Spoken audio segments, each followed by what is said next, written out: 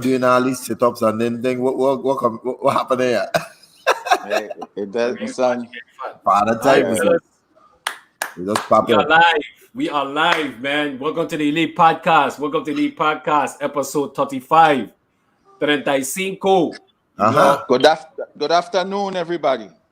And good afternoon to everybody as well. Good afternoon. 35, man. You speaking good Spanish, man. Oh, You trying to get to your Espanol background. Rivera. Okay. I like that. Yeah, man. Yeah.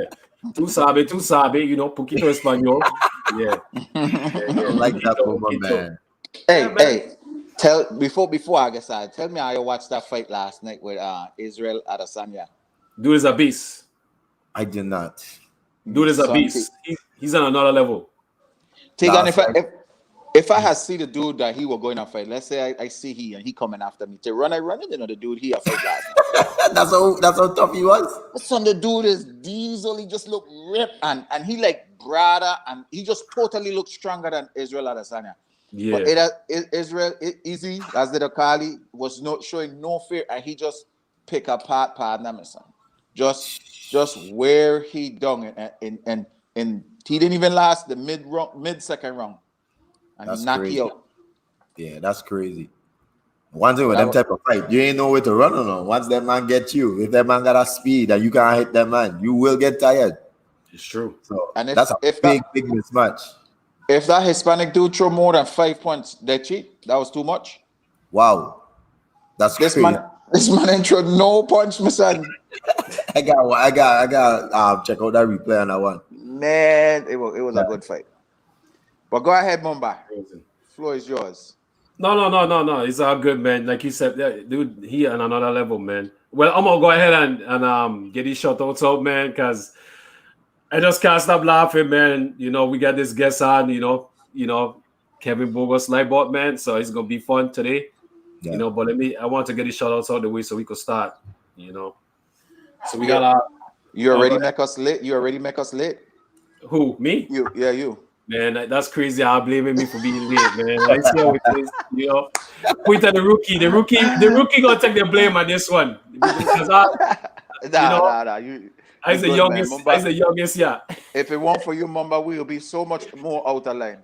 I telling you, really. That's true. You That's don't true. keep us in check. That's true. You don't be reminding us that we there live. Watch out. All the time I've been in VLA office, I finally learned something from VLA to keep eye in check. They got to VLA for passing that knowledge on to me. So we got the legends340.com. I get one of the shots here at Legends340. You guys go out and support. Big up to Dingo. We got Savory Eats LLC based in Orlando by Sheena Fontaine. You guys go out and support her. We got the Good Life Apparel. Big up to Nato. We got Andrea with the Melting Pot Cooking Class at Instagram, Melting Pot Cooking Class. Also, meltingpotcookingclass.com. We got Sebon Caribbean Restaurant. Big up to Mitchell McIntosh doing big things. We got Apollo Legion. Big up to Apollo Legion. We also got Nikki with the Island Destiny 340, and that's at Instagram, Island Destiny 340 at Instagram.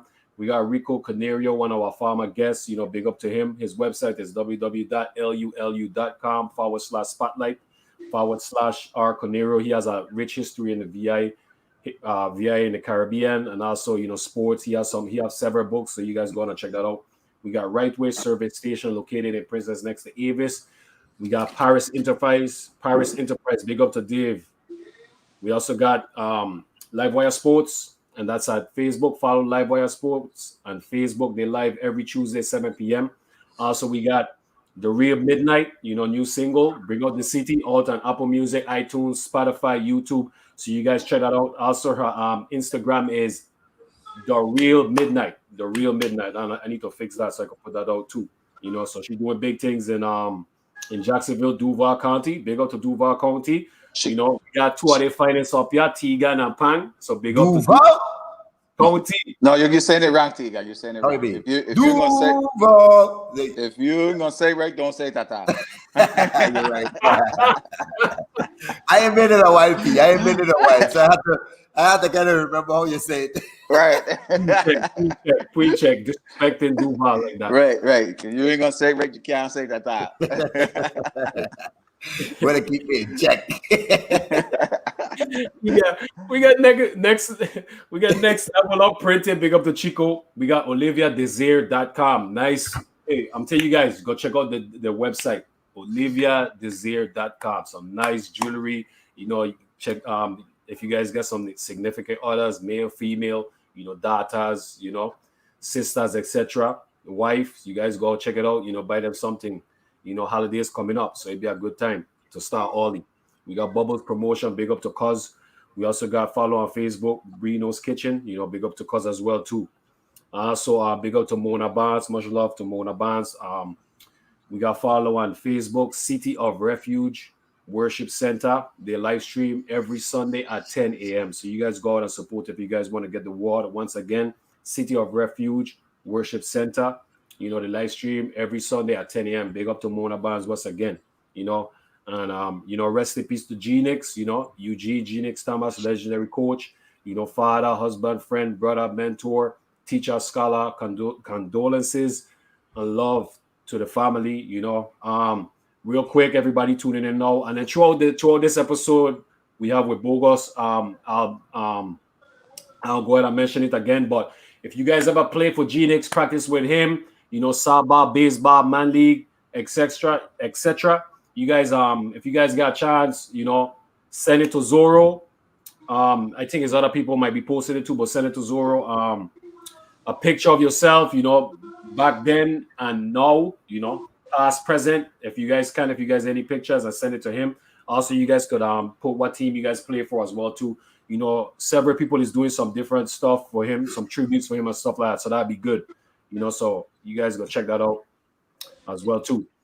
Last but not least, VI Legends, V.I.Legends, you know, YouTube channel. You guys go follow, check out all the previous episodes. We are live streaming out to YouTube, by the way, as well too. So if you guys want to check out any of the past episodes, you guys could type in the person name as well too, and it will pop up on YouTube. If you guys having trouble finding the channel, because it's hard to find the channel, you guys sometimes you gotta set the settings where you're looking for the channel and it'll pop up. But you know, type in the person's name. So, hi fellas, we here, man. We here. We're here. You know, we Bogus is one of our regulars on the show, and it's good that we got a chance to one of our regular viewers of the show, and it's good we got a chance to highlight his story today, because Bogus is one of our close friends, our teammate in school, you know, probably the strongest person that we ever been around, especially at that age. Yeah.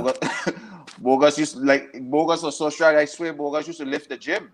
That dude was bull strong, my son. And when he dunk and one take home the rim with it as a souvenir. It's crazy. So it's gonna be good to hear his story. Bogus is from the east, so I only get to meet Bogus when we came complex.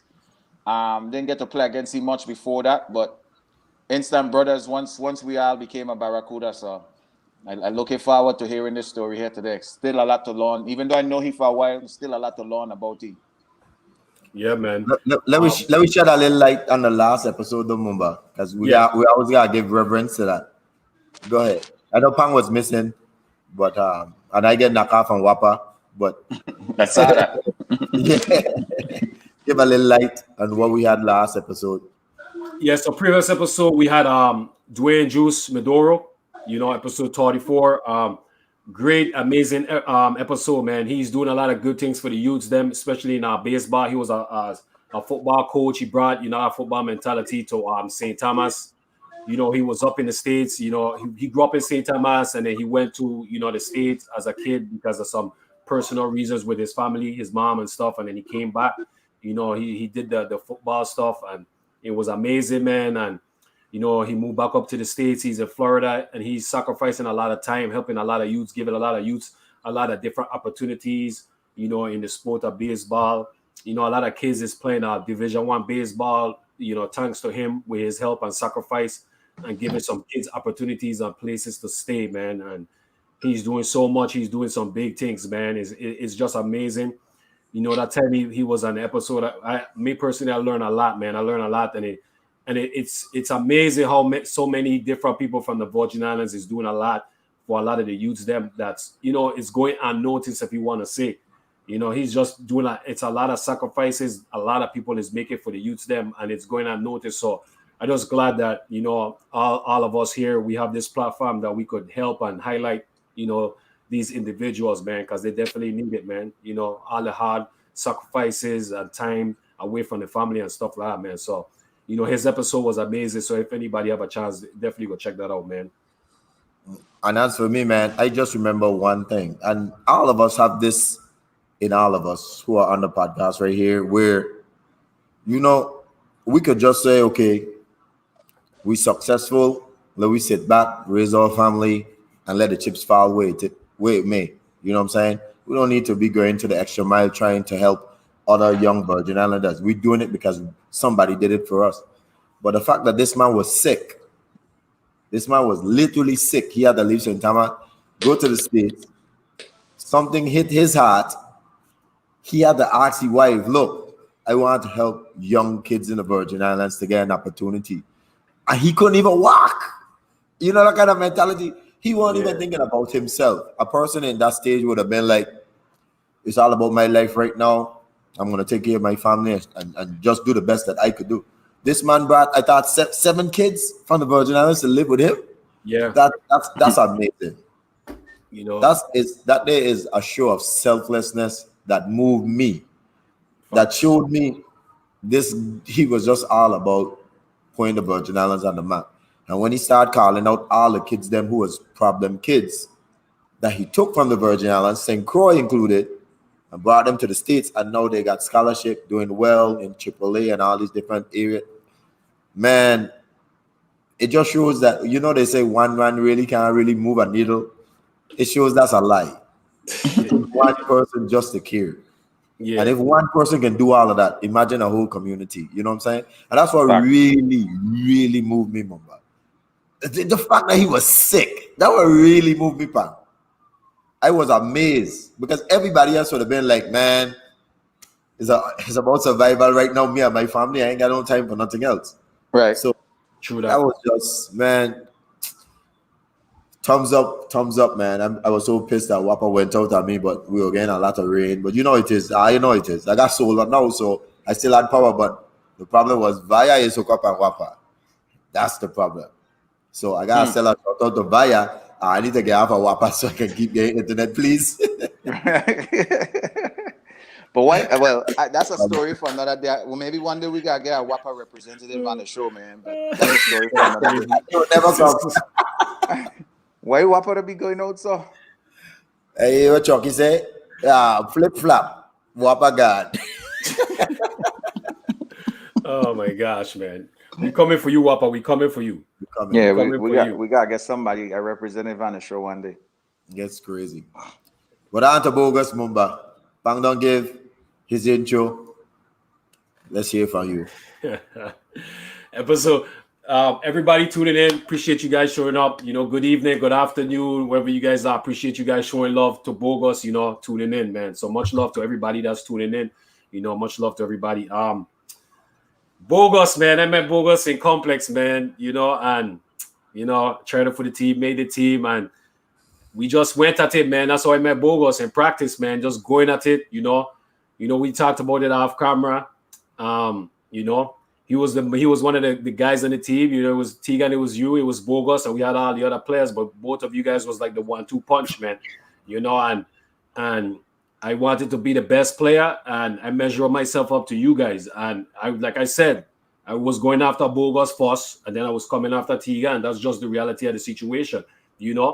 I know we all know how Bogus was as an individual, man, and he was strong.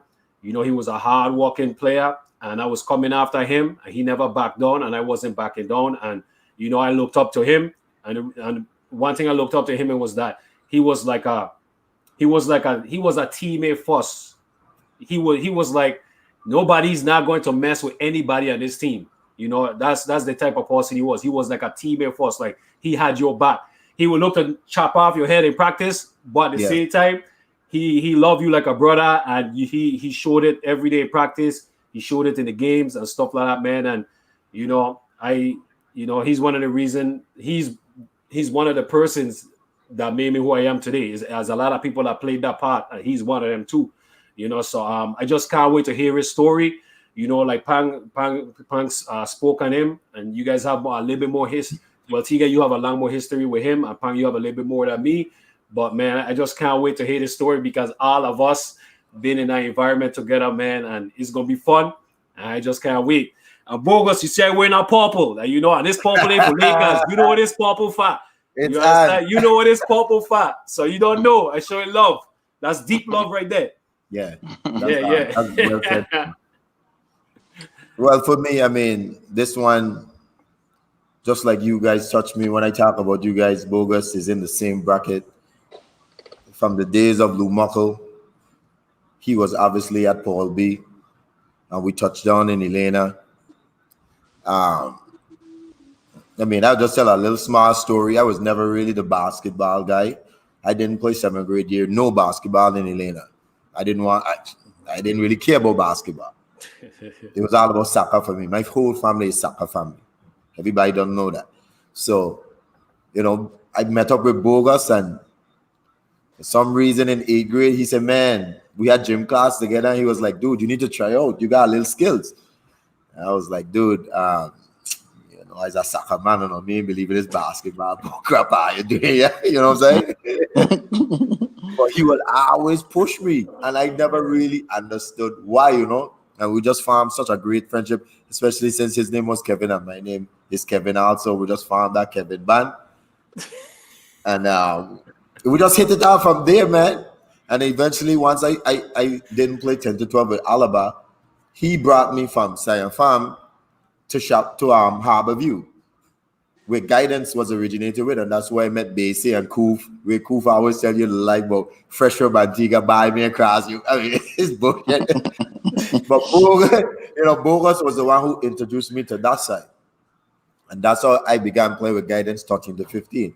Bogus was always that guy who was just see something in me to say, just do it. Because really and truly, it was all about soccer for me. It had nothing to do with basketball. And Pam, you'll be shocked about this. I know this ain't my story.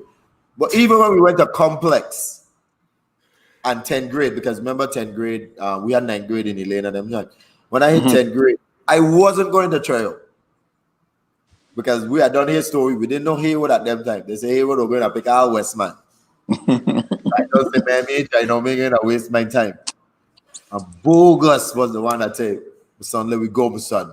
We will go there, root up these men. We're going to earn our spot. He was always like that. You know what I'm saying? Somebody used to push you to the next level. So, man, really and truly, my whole career, I can pretty much say he was the one who pushed me to be where I am today. So I just have such enormous love for this man because I never thought I would have been where I am today, the career I had in basketball. Because like I say, it was all about soccer. But, man, this, and like Bumba said, in terms of being a bodyguard, you couldn't touch me, guy.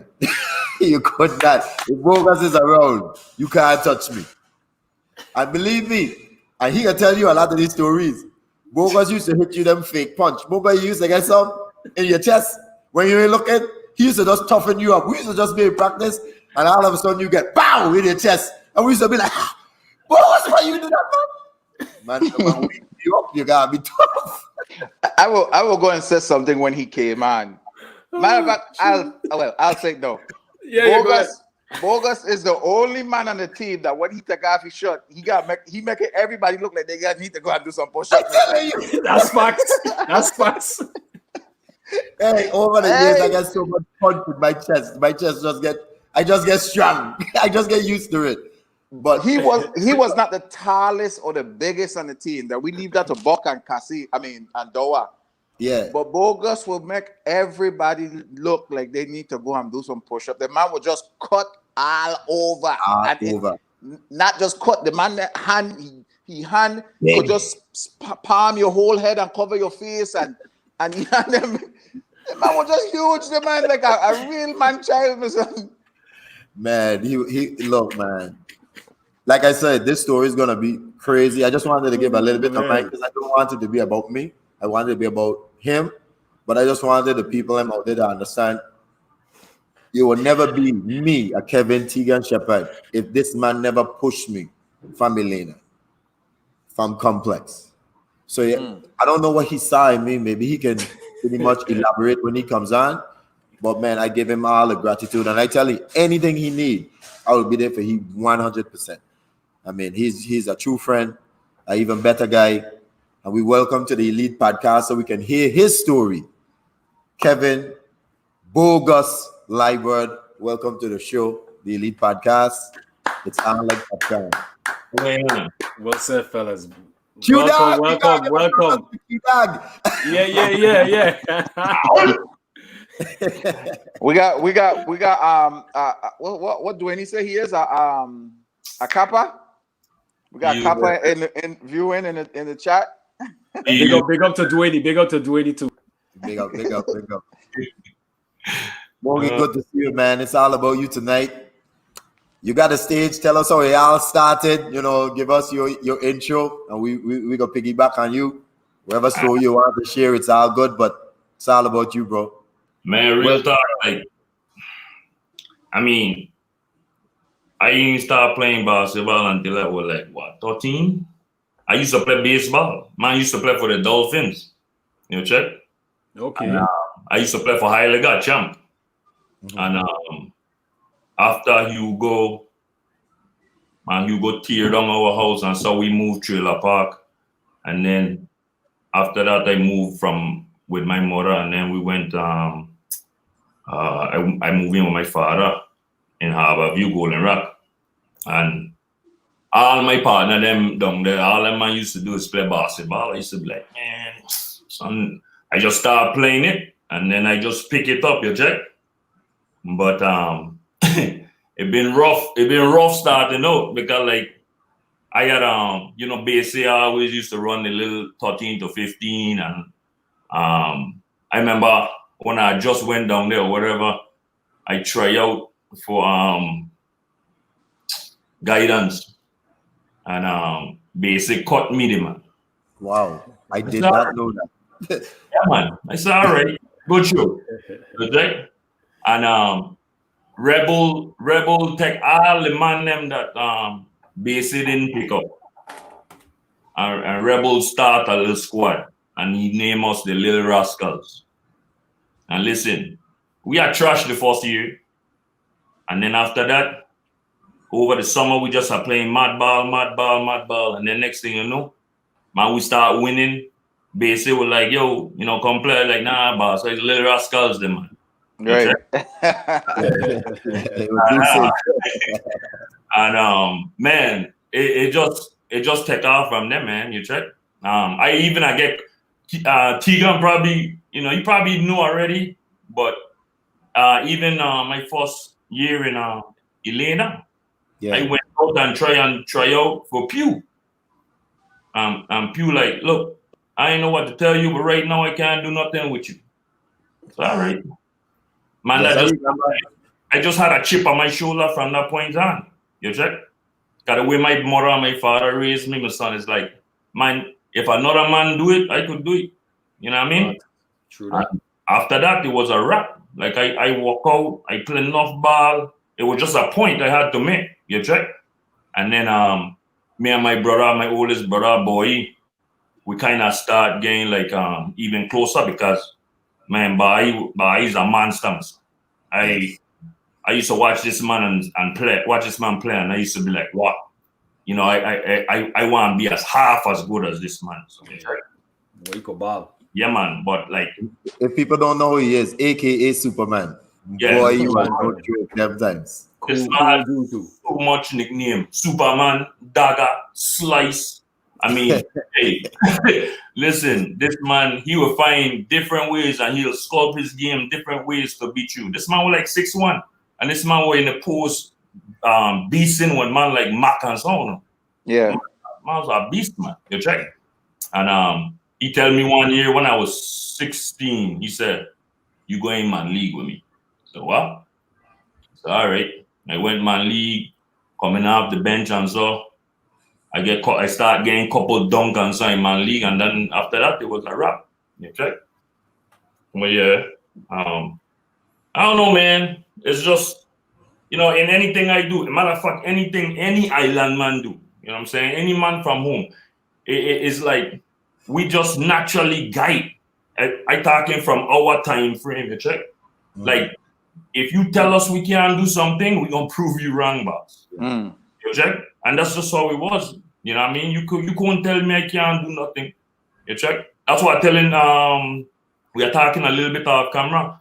I'm telling Tegan say when we went complex, we hear stories, all West man, and then we hear, wow, man from Mac Brennan, man from Central down and all, man, who was like, man, I like, look yeah, look go out there, root these man up, my son. Show them man that we belong, yeah.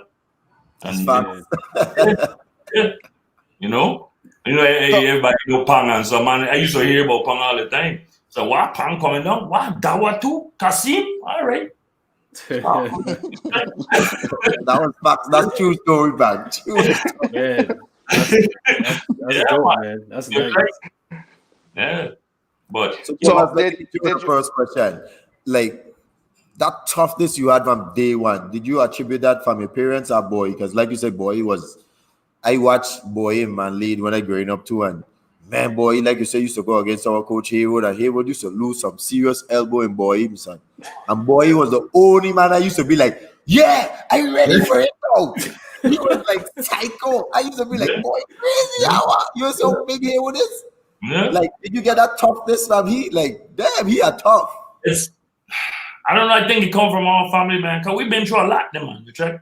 I remember when we live in when we are moving around when my mother and my father divorced or whatever, and it was just my mother was working like 2 jobs. Man. We had nothing, so we used to sleep on the ground, all bundled up together and so. You check to keep ourselves warm and all them fetch. You check, but man don't know like where we come from. It's just like a hard vibe, like just how we raised. You know what I mean? And like I tell a lot of people, and people like, man, that's crazy. But I remember my father hugged me once, and he never bothered me. He hugged me once, and it was when I was going away to go college. The man just raised us rough. Man, we used to be like downtown. I see my father car park up, and me and my brother, right, bam, let's go in the bar, man. Get some brown soda and so. And when we go in there, my father fighting, busting pool stick over man head and so on. That's what man does, man. You check? The man are just psycho, man. You check? And the man developed that kind of twisted vibe in we sometimes. You check? But my mother, rest in peace. I remember my mother. I again a situation one time, and I almost killed this man, and my mother had to beat me to get me off this man. And when I went home, this is when we are living in Trailer Park. When we went home, she tell me, she just break down crying. So I said, Mom, what going on, man? And she said, listen, you're going to either end up dead or in jail because you get your father temper. If you don't learn how to control it, you're done. Wow. And, I still been on my little dumb vibe, you check, but when she passed, that's something I always try and control because I ain't want her rolling in a grave, you know what I mean? But man had a lot of vibe going on, and so you check. But basketball was my release, you check. Even when I know if I remember this, and that farm was huge. When my mother passed, the man. Right, I remember that. I come out the church, man, carry my helping carry the casket, man, and I look up, man. I see all our man from the team. I see mad people from complex. It's on that farm help a lot, you check. Yeah. But I talking to my brother. I tell him, son, we are supposed to play Central like 2 days later or something. And I tell my brother, I said, son, me ain't playing. Check. And he like, what do you mean?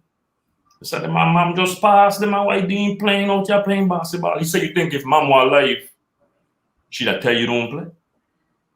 So I play.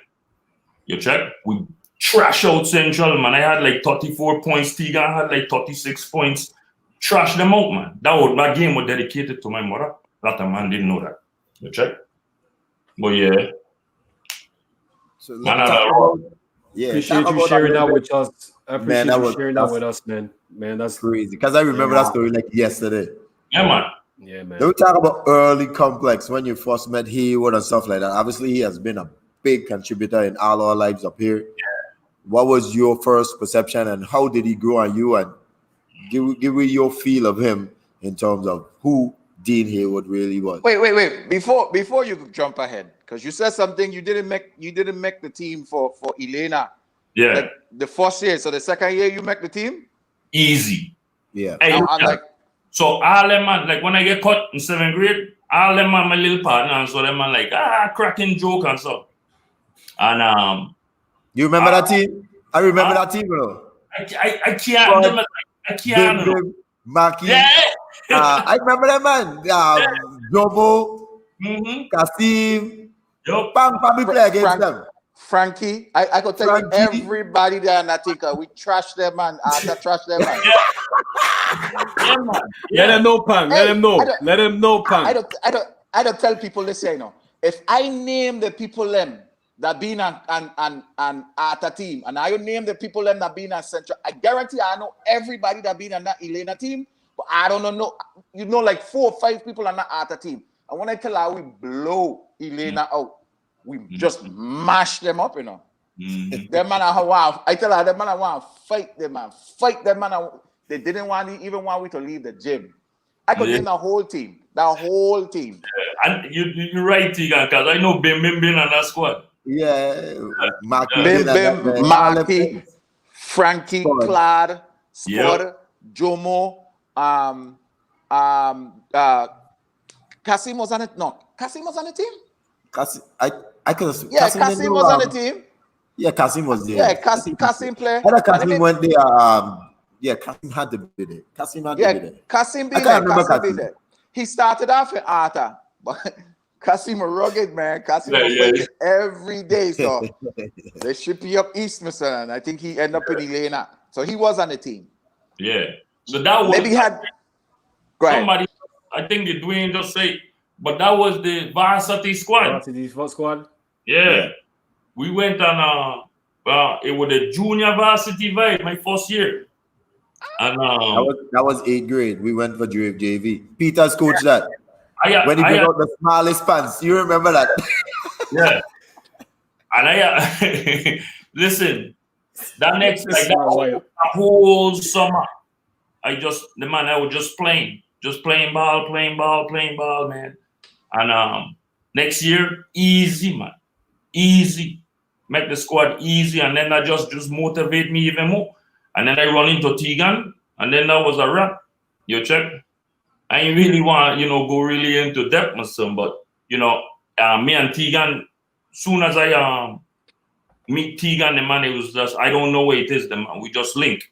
And then after that, man, it was lights out, man. We played together ever since then.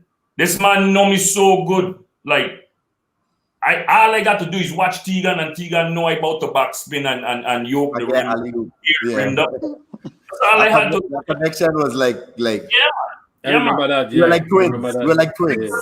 I used to go for layup, and people think I go for a layup, and I just straight out the glass, and Bogus coming over and dunked it. It was crazy. It was really crazy. I post, and all I gotta do is just watch Tegan like this, and he knows. So I step forward like I going out, and backspin. Tear off the rim, man, and laugh at man. When was your first time ever dunking? What age? That's a good question, guy. You were dunking in Elena. I think I was 15. 14 or 15. I remember, because I had dunked it once, right? And then I run home, the man call Gene and so, my brother them. The man said, you ain't dunking nothing, son. I went, man, take the ball, take off, spray commercial, my son. That man walk off. Spray commercial. But yeah, like on an official rim size, yeah, about 14, 15. But in Harborview, we used to we had like top court, so we couldn't play on bottom court with a big man then. The man used to run with. So we had to establish ourselves on the top court. I used to tear down them rim and so you check. And then after that, I went down bottom court one time, and then I needed one more player. And I played. and it was a wrap. Since then, after that, I was always playing bottom court from them. You check? But, you know, them big man never used to let us play down there. You know what I mean? Them used to like, no, go top court, them man. Them used to run we and so, you check? We used to try and break bottle on the court and so. Yeah, that's how it is, man. That's how it is in the project. Real quick, Pang, that was Jamo. Oh, big up Jomo. That's my dog. Big up Jomo. Jomo used to do windmill and them things in the later too. Jomo that's the man that make me want it to dunk so bad. Jomo will pull up like free throw line, you know, and all you see is he locks them like behind him. We gotta get Jomo on because I've been in the chat recently, so we gotta get Jomo on to square some stuff up. That's my dog. And then Jomo was awesome. When I see Jomo play, I said that's Ed Davidson. Let's do that. Yeah, man. You are a beast. You are a beast. He went Kentucky. Kentucky. Every time Jomo come home, I know Jomo home and me and Jomo gone dark and so, man. That's just, you know, me and Jomo were cool, man. That's my dog. Honestly, in our age group, by far Jomo was better than Alawi. Yeah, hands down. He was crazy good. Hands he was down. better than Alawi. Hands down. Jomo won. Yeah, what are you talking about? The scary. Jomo leave. Not that Jomo. I think you thinking another Jomo. Jomo leave when we were supposed to go complex. Yeah. No, he did. He went to go to the States. He went you the never first saw 2 Jomo weeks. play. Yeah. No, I see Jomo play. He left the. You probably see when he come back home and he used to come back home. Never played St. Croix. Yeah. With you, Mumbai. Never played No. I'm not talking about when I was playing. I'm talking about when I used to go to the game. Oh, okay. I used to. When I tell my story, you're gonna see what I'm talking about. All right, no problem. They ain't about you tonight. I'll tell you real quick. Because when I was going Arta, Pan was going Arta. So when I used to have game in Arta, I used to want to watch the game then. Yeah, that's right. So right. So when he Pan to be talking about Arta game and I witnessed it, lunch league and all that stuff. Yeah. Trust me, brother. Yeah, you see Jomo. So, trust me. Yeah. You know, so. Jomo, the scary thing about Jomo was Jomo could have shoot, but Jomo preferred to embarrass you, tear off the rim and listen, if you jump more that. Yeah. And man get a first step, it's a wrap. Hey, Joe, he said nah, Pang, but no, man, Jomo, you don't know how much I used to love your game, brother, and admire you and look up to you. As me and you, we start coming up in the ranks at the same time, but I never had like going up against you because you is one person I cannot stick. He was a beast. Right. He was a beast, man. You big and he played defense, and that was crazy. He would have blocked your shot like nothing. Remember? Oh, he ain't blocking my shot. He may be blocking. He ain't blocking my shot. Maybe your shot, not my shot. You crazy? Hey, because we are this podcast. I ain't just a nice guy. You crazy?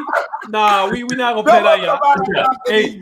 Hey, I got much respect to Jomo, boy. He ain't blocking my shot. Jomo was first man.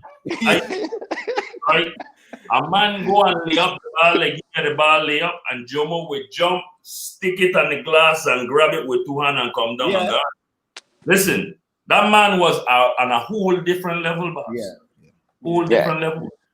Jomo was bigger, very athletic too, so I could see that. You used to do a crazy layup that to this day only Michael Jordan used to do that. Your ass used to go up straight, and for some reason people believe they can block you. And all of you see that sweet reverse coming on the other side. And man used to be like, That's true. You're right. Pang, you used to master that move, son. You couldn't really get black and Pang so easy. Hey, I didn't take blacks back then, boss. When about us, Pang? Calm down. Right. It's about Bogus. So, but much love to Jomo. Much love to Jomo, by the way. Much love to Jomo. Yeah. You know, hopefully we could get you on. Man. Sure, we need to. He's a legend. Yeah. Rewind that question you were asking about when you get to complex. Once we got the complex, and like you said, we were hearing rumors and stuff like that. So me and your story kind of group into each other.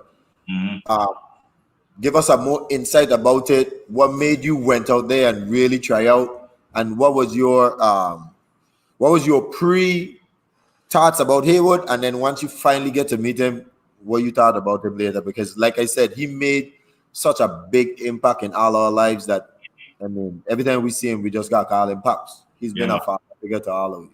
I mean, like, initially coming there, I was like, man, I mean, I didn't know what to expect. I kind of like, I know Marco from Western, so I hear all invite them. I'm like, look, man, it make no sense for you to go and try out them, man.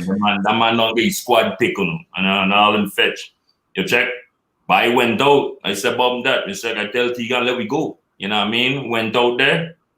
We are, well, let me, this was crazy, right? I remember like when we were going to first practice, right? And we went in the gym, we take up the ball, started dribbling, Mark walking. Excuse my language, son. Mark said, what are you doing? Listen, the man said, put up them fucking ball, my son. He said, hey, let we go on the track. We're going running. Listen, 12 laps, my son. And after that, we still ain't touching ball. We coming inside, suicide, all kind of fetch. You check? Bogus. You remember when Mac Tech we up Beaston Hill to go running? Yes. Who can forget that? Hey, Forget that. Oh my God. Hey, I tell people about that often because I'll be like, man, listen, these school team, I have no clue, you know, what tough love is. Man. Listen, that man pull up, argue out, and we just running. Yeah. The man ain't tell me nothing. The man just said, so I jump out the truck. Yeah. Yeah, Joe. Yeah, that man ran like real time. Remember, this is like 2 weeks before complex tournament, you know. Yeah. I know what Mark. I think it kind of young Haywood. You know, it kind of makes sense, you know, because like if you listen to VLA interview, and then you kind of line it up with Mark won't playing, he had something to prove, the man. Yeah. You check the man VLA bring the man down, or you check. So he like, yeah, he come to take over, and rightfully so. I was always a jumper. But the way Mark used to have we running up them hill and all them fetch, and listen, man, I was jumping out the gym after that. Yeah. Out the gym after that, my son. You check? But like I always look at Mark, man, like a second father for real after that, because it was like tough love, and that's what I needed. I know what I needed, you check? If you show me like the slightest like weakness, the man I gonna run over you. You know? And Mark wasn't playing that, and he showed me that when me and Tegan were freshmen. And then, of course, Dawa, Buck, all them man are starting do some stuff. And I'm telling you, as soon as them man mess up, Mark used to look out along the bench and say, Bogus, get you fucking ass out the game. Hey, Kasim was like the first one, you know. And Kasim used to be vexed with me. I said, so you vexed for the man? You think I sub myself in the game, the man? Yeah. Hey, I remember when what's the monitor name that used to walk? Onion. I remember Onion went off like, my son, you playing link up. Who's in my son? Yeah. He went fantastic. I ain't gonna say what else he said. He said you playing like a pussy boat, okay? Yeah. I remember. Don't worry. We don't get that. Oh, yeah. Hey, funny, Mister. That was crazy, my son. I tell you, my son, like, just like, I think, like, Matt bring out a different aspect of my game, man, you check? And then he had trust in me. He didn't used to treat man like little kids at the same time. He respected your check. So, I like when I went complex, man, he bring out that like, I guess maturity in me, you know. And then I remember one time we went rock, and I think this was I don't know if Pang was still there or no, but we went and get a rental them and so, and Matt said, yeah, man, that's your rental, man. You rolling wrong. You check? And I like, what? So I yeah, man. definitely won't there for that. Yeah, man. That was my year. That's when I first come on the team. Hey, listen. But Bogus had the license though, so we gotta preface Yeah. that. Bogus had the license from Elena. Bogus was driving from land. From 16, Bogus driving. Yeah. It was mass then, man. You check? Yeah. But yeah, man, Maka always treat man like you know, like a peer to man. You know, even though we still respect this man like a father figure or whatever, he used to treat we with respect the man. And the man, even like if we see something and he ain't walking, he tell us to do something, he walking, me and Tegan go to this man and we like, look, that farm ain't walking, whatever. And he said, well, who you think? And you know, we roll with it. You check? Yeah, man. And that's the beauty about Hayward as a coach, because a lot of coaches, and I meet a lot of them in my professional, once they have their mindset on one thing, it's their way out of the highway. Hayward was never like that. You could go to Hayward and say, look, man, we probably need to take out this press because the back line ain't really holding up. Then we switch back to a zone, man. And he would be like, okay, yeah, let me work with that. He will listen to his players. And I thought he was ahead of the game with that. Yeah. It's true. One thing I want to give you props for, Bogus, because this is at the time when we were fresh, and you was the only man doing this on the team. I will give you your props. I probably would say you was the only man in St. Croix doing this, or in the Virgin Islands doing it. That walkout. I don't know you guys say that. Well, before the walkout, Bogus is the only man that used to take charge. Yes. In the Virgin Islands. That's my second one. You used to be the only, and you could take charge, one charge, come down, go take another charge, come down, go take a. I ain't standing enough in front of nobody back then, brother. Papa, you want to hear something funny? Bogus is the one who teach me to take charge.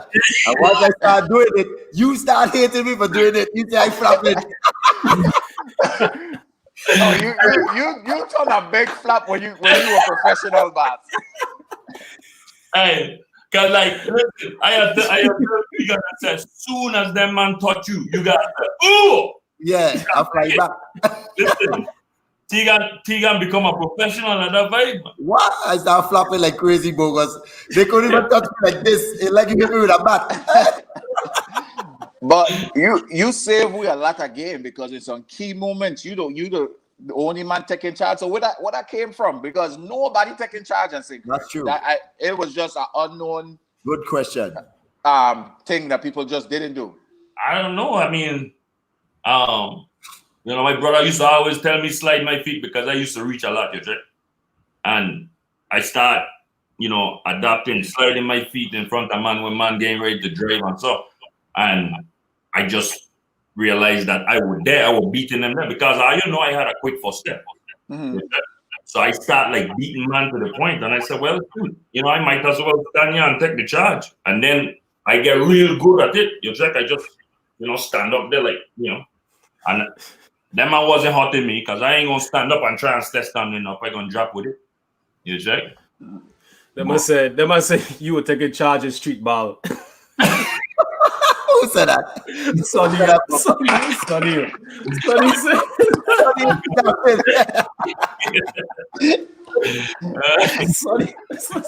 Oh god. Big up to Sonny, man. Much love to Sonny. Yeah. That's so funny. That's some funny stuff, mister. Yeah, man. That's another man.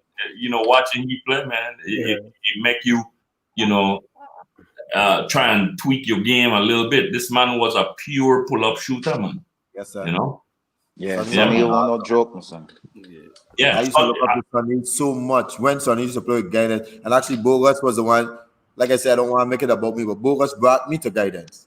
And when I see Sonny playing, Sonny should be out there. Don't let your future touch net. I used to be like, what should you talking about? He said, don't let your future touch net. Sonny used to, that's all that man used to take. You know, that mindset, it's crazy. Yeah. So how was it? Go ahead. One of the things that I used to love about our team, like honestly, people might say I'm crazy because we used to have some good games, but honestly, our practices used to be better than our games. Then, like, how was your battle? How was your battle going up against Kasim and Dawa and Clavis and Kareem? Hey, how was those battles for you? It just like, you know, I was always aggressive and just going up against them. I used to be vexed, son, especially Kasim, son. Because in practice, we going at it, son. And Right.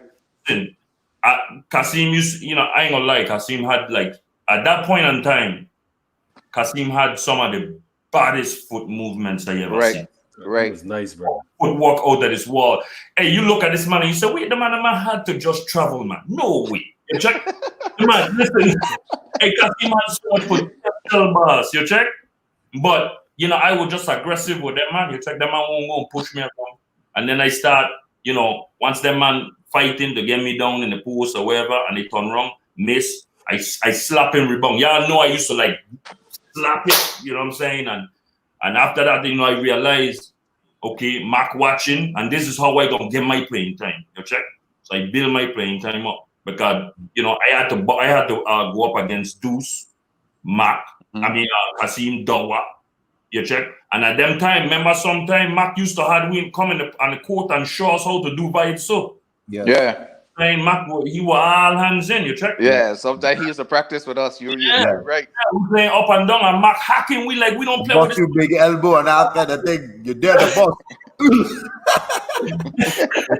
Yeah, man. But yeah, man, they just playing against them, man. It just put my aggressive mode as far as, what I'm saying, beasting on the boards to a whole different level.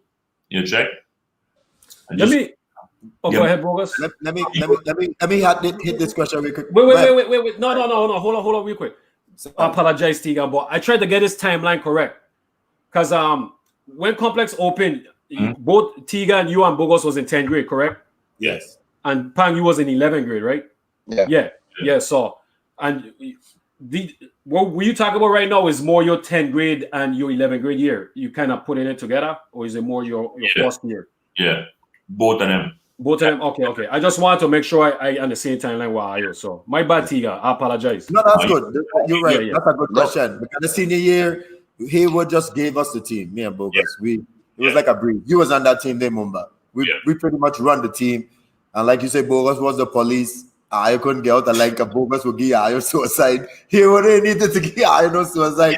Man on the side, we push up back. Hey, we talk, boss. Hey, if we ain't doing what we're supposed to do, I'll be like, man, throw the ball away. Hey, let we go, my son. We run in there, man. You know? Hey, it was crazy. But you need a captain like that, Yeah.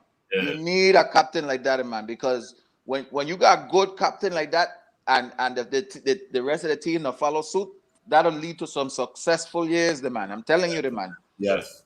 Right. That guy, and they respected that.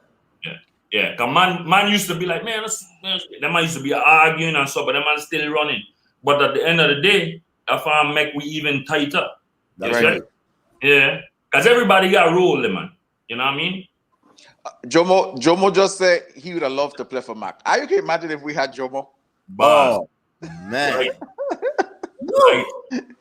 I saw somebody in the little back and forth chat we had yesterday. I saw somebody say that there because even Spotter at one point were on the team before he went back up Central. Yeah. Spotter was with us too.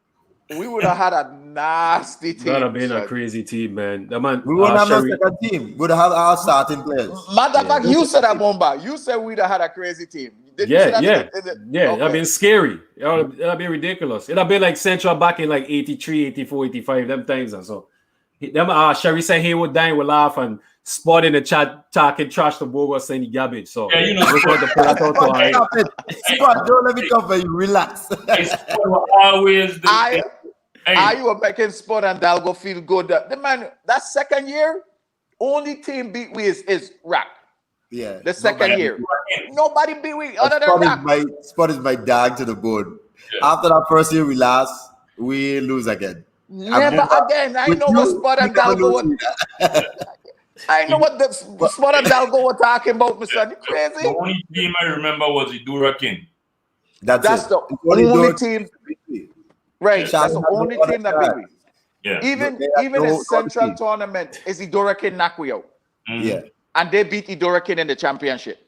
So they win their tournament, Idurakin win their tournament, and we win our tournament. We win ours. And what year is that? Championship to high school. Yeah, because every game we play Central, we blow them out. What year is that? This complex because you Because you played 2 years with Tegan and Bogus, right? Yeah. Yes. Yeah, so That's 96, 97. 96, 97.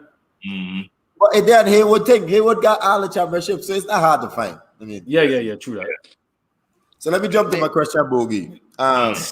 Like we always have people we look up to This group chat is crazy. and nemesis and stuff like that. Who throughout the Virgin Islands gave you trouble? Who you wanted to go up against, other than the complex team? Like in terms of, we just touch upon Idorican. Who on Central you are kind of want to go up against? Who you are respect? Same thing with Idorican. Charlotte and Mali wasn't really in things them times, but did you respect anybody from Charlotte? Caesar Caesar play for thing. Idorican. But yeah, Caesar were nice. Caesar was like, I couldn't wait to go over there to play Caesar. I used to have a little trash talking thing. Going on. You and Caesar. Yeah, I remember that. You I check? remember that. Hey, but after the game, Caesar coming through and we holding it down. You check? Yeah. Right. But Charlotte Amali, Jabari. Before he left, because he only played 1 year and then he went. Jabari, I used to like the play against him. Jabari played the both years? Or he No. played our first year? No. No. He played He played 1 the year, second year. and he went States. Second Yeah. year. Second year he played. Okay. Yeah. I remember Jabari came in the game and the first play he dunked on us. The whole fight. The whole fight. I don't remember that. Hey, that first- bad day was a gazelle, brother. Trust He me. came off the bench and the first play them man run for he dunked on the whole fight. Mm. Yeah, I Bobby remember like a it was fool. yesterday. I ain't gonna lie. If he was there for Charlotte all them years, we Yeah. probably would have some serious problems with him. Yeah. He was a force. And then he was taller than everybody else. He was fast and he could jump. So Mhm. that type of combination was no easy thing, my son. You were very athletic. You know? Thank God they sent him away. But yeah, like Central, I Yeah. probably wanted to. I used to always want to go and play against Tucson because when we leave Elena, this man used to always talk garbage when he went Central. He was lightweight 18, you check. So every time we play Central, it was just I wanted to have a point and block you or do something, you check. But Tucson was a scoring machine, same ways too. Yeah, man. His backboard so shot nice. was like Tim Duncan-esque before Tim Duncan. He Yeah. never I know- used to miss that shot, my son. Yeah. I know Toussaint from Grove, right? I didn't even know that. Tucson from Grove for Yeah. real? Because when we Tucson went to from Grove. Lena, he lived in the back of Lena. Because I used to go and check Tucson. Me and When he are cool Tucson- too. When Toussaint first came St. Croix, Grove used to live. We went Toussaint. I want to say Toussaint went Arthur, or maybe he went Grove school with us. But yeah, Toussaint from Grove. I ain't know that. I didn't know that at all. I know Toussaint from young. I know And Tucson come in and Tucson had like a skull and so on and meeting. Yes, and Toussaint learned basketball from scratch. Mm. Yes, He learned yes. basketball from scratch. Yeah. Like never touch a basketball, and somebody had to teach you how to dribble, shoot, and look how that dude that turned out, Mister. He Like, was an amazing scorer. Yeah, man. Amazing. Yeah. Yeah. When he reached college, this man was dropping 44 them thing. This man was He was nice in amazing. college. He was nice in college, yeah. Easy. Like, he was a pure scorer. Bogus, what was your first thoughts at Pang when you first started seeing him playing? Good Amazing. question. Like that. Amazing. Like man, this man he go all the way from baseline to baseline, and that's you can't even slow this man down. When you think you cut in half, he gone the other way. You're like, so what? Listen, amazing. And then to be like the height he was, and blocking man shot like the way he used to. It was crazy. Pang used to stand up and scratch he shin. Like, he had that long like shit for real. yeah, man. Somebody said that a while back on one of the episodes. That Hey. What? Yeah, Hey. man. But yeah, hey, listen, even like our first year and so, just watching Pang, even when we went rock and so, just watching Pang we'll be out of a game and just watch Pang just operate. Like, you know what? Give me the ball. You know what I'm saying? And Yeah. it was like, Ivy, you good. And I just witnessed this man just terrorize people, my son. And the man, like, he never used to get tired. Never. And I used to be like, no, how this man get all this energy? And I know this ain't about Pang, but I must say that, you know the beauty about Pang? Pang was so much better than Alawi. Yeah. But Pang never show off. Pang never cussed nobody. Pang just been out there, just jump, follow me, and let me go. Pang, you are just on a different level, Pang. If you was more like a Tegan, you know, you would have definitely be cussing out. Only Tegan would say that. Only Tegan would say that. Yeah. Like, I used to rap my son. Hey, you know what? Hey, man, I'm be honest. It's true, man. What I said about Pang, man. Dude is that amazing dude, man. Just amazing. Was just the perfect superstar that didn't know he was a superstar. Just wanted to play. He would do whatever the team needs. Mm-hmm. Even when you frig up, he won't come at you like, you know, he could make you say, man, let me get back and let me go. Right. But other players, Bogus cut from the same cloth. We'll tell man, you play like shit, but so wrong up, you play like a little Hey, Tegan will only say that if you're around Bogus. If Bogus not around Tegan ain't saying that. Hey, we let you know. You need to man up. You play soft. Yeah. So tell me a little bit about the trio you're playing together, because I never saw you play together. Even though I was still on St. Croix, I had to get me a job because me and my sister had got an apartment, so I had to pay bills. So I used to work Kmart. I never used to get a chance to come and see how you play. So talk a little bit about the trio you're playing together. Pan, can I ask this question before that question, please? Go ahead. Because you know you guys talk about Pang leaving the team to you guys, right? So what was and I'm sure it's a reason why I'm doing this, because people don't realize how instrumental Pang is to a lot of people at Complex, you know, especially Tegan and Bogus and stuff, and then it trickles down. So that's why I'm asking this question. Like, what was the impact, you know, on how instrumental Pang was to you guys when he left, knowing that you guys, that he would hand the team to you guys? You know, what did you guys learn from Pang, you know, that you guys might want to say that you guys never told him, etc.? I mean, as far as me, man, like, hey, Pang just never had like, so the game ain't never over with Pang, man. And I think that fetch kind of like stick on me, you check, because like, dude, we could be down by 20 and 30 seconds left and Pang playing like we still got a chance, man. You see what I'm saying? Like, this man, and even in practice, like you talk about practice, even in practice, the man, Pang was just like on a whole different level. Just no matter what, this man always playing hard.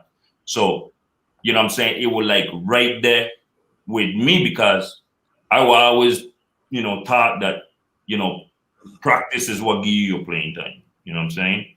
So when I come practice, hey, man, to be like, look, this is just practice, man. Fuck that. Yeah, that's true. You check. If you get fouled, you get fouled. I ain't trying to hurt you, but you ain't gonna come in here and get no easy layup. You check. And that's how Pang was to it, man. Pang used to be balling. You check. So yeah, we definitely used to have some good practice with son, like real life game practice. Pretty good. Yeah, man.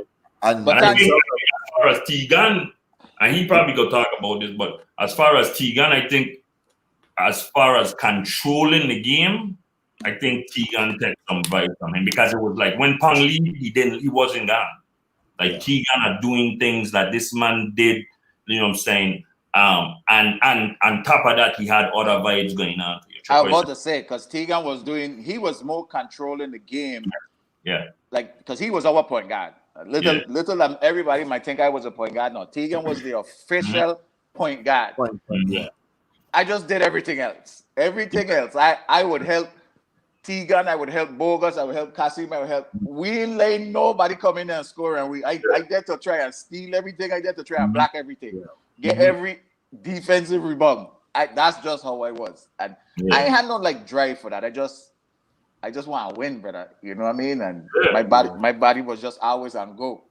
It's funny because that's what we're gonna say about me with Pang leave with me. Winning, my son. It's just all about winning. No matter how you get there, It's just about that win, because I see when Pang win, how people gravitate to this man. And for me, looking up to he, it was never about jealousy. It was about, I need to get to that level. I mean, Pang was that good that he motivated me. I know I wasn't as talented as he is in terms of athletic ability. Pang, people don't know Pang. Pang was super athletic. Could shoot with 2 hands, reverse, dunk, bounce ball off the floor, do dunk, windmill. Pang used to do everything. I know in my lifetime, I probably would never do that. But I know there was a level to get to. And Pang was like my benchmark. If I could have gone my right Pang on my wall, I could have gone with that shit Pang. I need to top this level, yeah, my son, guys. This man, you're bad. And that was this dude's crazy. Get to the national team, and I keep seeing what he was doing. I mean, it was it was like you living a dream. You know, when you playing with somebody most of your life, because pretty much we've been playing with ourselves most of our life. And when Bogus didn't really get national team playing, but me and Pang play at least 10 years on the national team, and you actually seeing somebody that you kind of gauge in your game too. Mm-hmm. And then when Pang finally came and said, Tigan, it's your time now. You go, you know what kind of gratification you get? It's like, damn, I did it, my son. Pang said, go ahead, my son, it's your turn. That shit feel good, man. I ain't gonna lie to you, but you had to get somebody in terms of saying, this is the mark. And Pang with that mark, man. People ain't understand how Pang really Pang. To this day, I coach Complex me at Haywood. And when we talking about defense, we still call Pang name. If Pang would hate him, he'll go crazy. I'm telling you, Pang Minya, I coach them punky passes on them shit that I train. Gone the opposite way. Gone the opposite way. It's crazy. It's very just nice, crazy. man. Nice, man. It's good that Punk can hear it from you guys, man. That's dope, man. You know, he definitely to hear that. Such kind words, fellas. Yeah. This guy, man, those are facts. It's true, man. So. Really good. Nobody put no pressure on women, son. Hey, go ahead, Pang. Oh yeah. One man press breaker.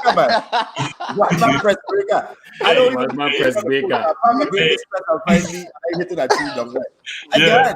Hey, you know if we beat them man and them man start putting on press, I said, what? Them man fucked up. So I remember that's how we win our first tournament, the last play of the game.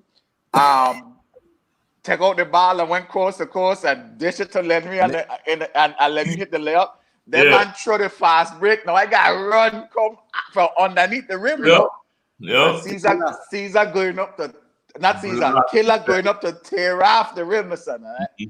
I don't know where I came from, but out of nowhere to block that shot. Not even block that shot. That's the one I went off the backboard, right? Right. Block that dunk. Because he was going to dunk that. Yeah.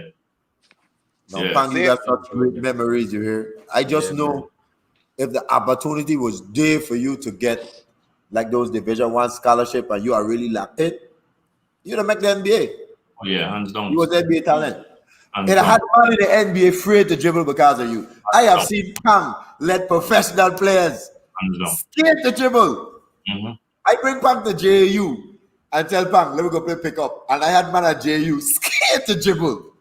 Pang, afraid. That's how good that man was. Much love to Pang, man. Big up to Pang. You know, give thanks. But it's about go back. Go to your question. Go to your question. Tiga got so carried away. Tiga got carried away. Let's get back on track. I will say I appreciate it, though. You know what I'm saying? Because I love playing with Ayo. So just as much as Ayo admire me, I know how much I used to want to see Ayo shine. So it won't about me and Complex. It was about us. Always been about us. Much love, man. You go with your question now, Pang. I know I interrupted it, and I don't even know what I was going to ask. It was 3 of us playing together. Yeah. So how was it on the 3 are you playing together? Like after I got, because I never got a chance to see how you play together. Hey, it was seamless, man. Especially like Mumbai used to just thrive and trying to play me and Tegan defense in practice. This man used to always play on the second team. He's a starter, but he don't want to play with the freaking starter. You need to be over here. No, I good, man. I good. I want to play. But like real talk, man, it was like seamless, man. This man, he get to know our game, and it was like, man, it's like it was just natural. You check? It was just natural. And when he get a ball, if he want to go. We know he got it. We trust him. We know he got it. You check? Because sometimes Mumbai get a rebound and just dribble all the way down the court. Yeah. And we know he got it. We just follow in and I crash in the board for the rebound if the man miss. It was just natural. You check? We just trust each other. You check? Yeah. Yeah. It was crazy because we never had much competition at St. Croix. And believe me, when I look back, the St. Croix teams that were good, like Lamar and Eastham from Good Hope at the time, them man had good players. And we'll go down there and beat them man like 125-12. We'll play Mana and beat them 96-3. The Mana coach stopped playing we because we beat them man. And he telling he will take out the press and Mark was like, man. What? Hey, Mark just said, if that man didn't want to play the hey, man, I never played again in my high school career. They stopped. Fun fact. I never played private school in complex, you know. No. You never came to the Never play a Good Hope. I never play a Manor School. I never play Country Day. Never play no private school in complex. I only played when we played Central Idoraka, and Charlotte. But you know the sad thing, when I look back at them team, them private school are good players. Remember Joseph and Dave Martinez who could have jumped out the gym like they had good players. Yeah. But our team was just so good, dude. We were just so good. They couldn't keep up. They really could keep up. You know, and I know Spud was talking a lot when you left, but I mean, let's be honest, we used to mash up Central. Tear them up, man. Bogus, do you remember the second year? Do you remember Central ever beat us? The second year? No. No, and this man trying to say that it wasn't even competitive. Even if was it the first? So I know the first year we get beat. Yeah, we've been there, and then man used to do a little number, and we a little bit. Yeah, and I want to say is the last tournament of the year. We win their tournament. Beat them. We win their tournament because actually that's the tournament, right? That no crap I break out because it was Claude Daniel. I got steal, and Claude run down and he was under the rim and he give me the first step and I dunk on him and he slide in the bleachers behind the backboard and Dawa went over here and Dawa was like, ugh. Yes. At that time too, yeah. And that 90? Never beat we again. That was 95, 96. Yeah. 95, 96. Yes, they did beat us with Terry Bender, but that was the first year. Yeah. That first year, Central did beat us. That's 95, 96. Yeah, 95, 96. Central beat us 95, 96. But I wouldn't doubt. I mean, I ain't going against that. Terry them beat us. Terry will come out and tear us up. Yeah, Terry was a beast. Terry was no joke. They beat us. They beat us and laid a jersey in the middle of our floor. Yeah. For real? Yeah. Laid a jersey in the middle. And wow. Boss, that is still with the whole year. Wow. That is still with the whole year until it was Central tournament. We had something coming for them, boss. Yeah. And we just locked them up. Just plain and simple. Just lock them up and blow them out in the championship. Dwayne said nah. Dwayne, you got the years, You got the years. Terry was about 10 years older than me. There's no way he could have been my bad. He right. Complex Open in 96. He right. It's 95. Complex Open in 95. 95. You're right. So yeah, it's the first 95, 96, and then 97, 96, 97 is my last year. Yeah. And then 97, 98 is their senior year. So it's 95. I think they might be talking about Bogus them senior year when they signed Complex when Central beat. They didn't beat us. It's at the wall. They did not. They didn't beat us in He would put up the thing. They didn't beat us. We never lose again. Me and Bogus never lose again from since 95. No. And as a matter of fact, move you continue it. If you go and look on complex thing, you got 96, 97, 97, 98, 98, 99, all the way to 2000. We don't leave school.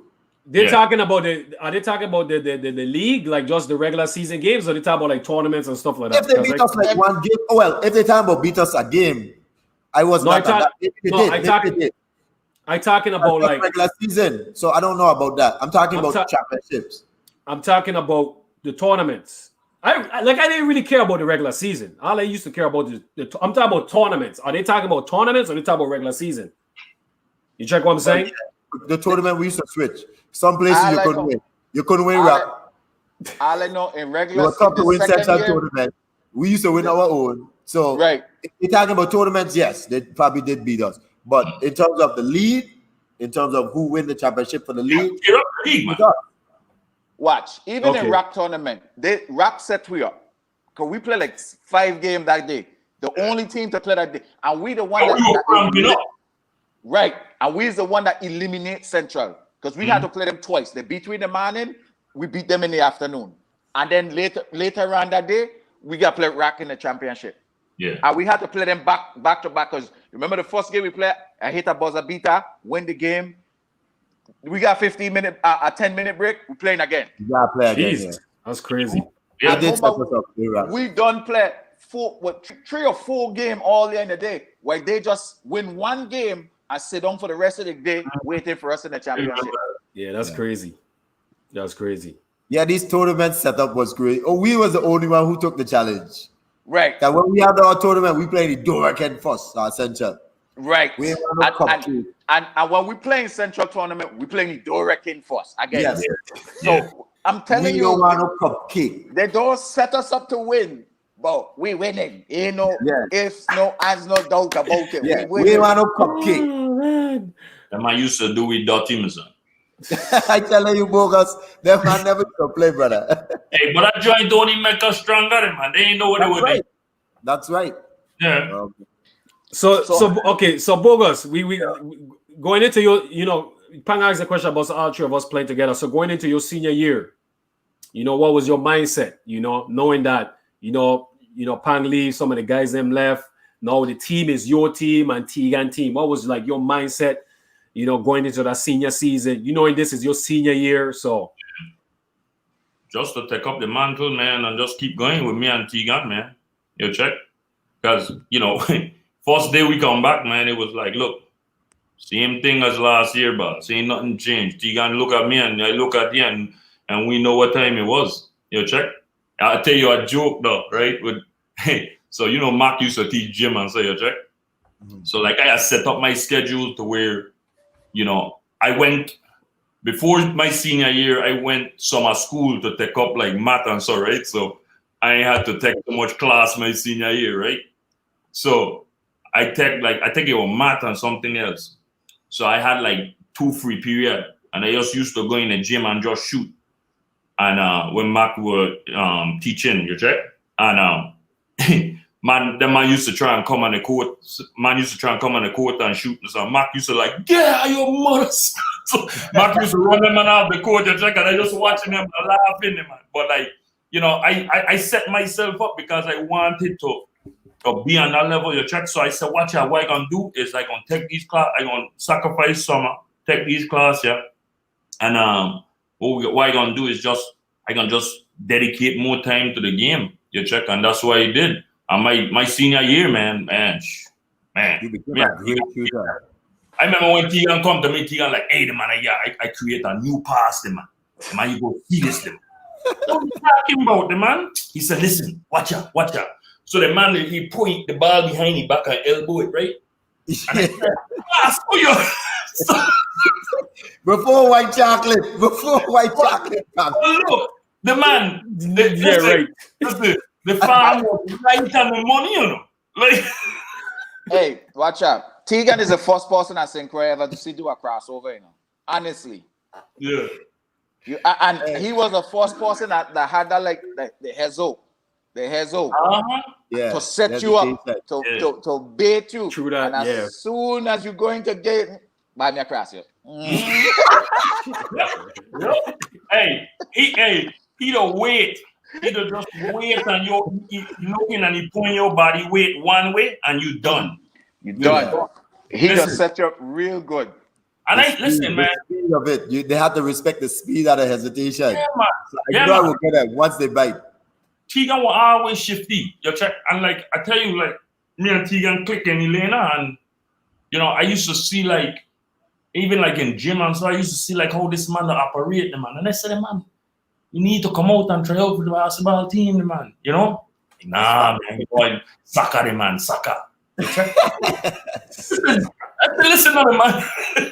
I said, like, listen, I know the man, but you need to try it. Nah, man, nah, you know. I said, man, and I keep walking on it, man. And Tegan say, yeah, he come out, man. And hey, that was it. Because I see this man, the man just footwork, I mean, just shifty. I mean, hey, listen, I would like if this man could convert that into basketball, man. You know what I'm saying? It's a wrap. It's a wrap. Crazy. Man, you know what I'm saying?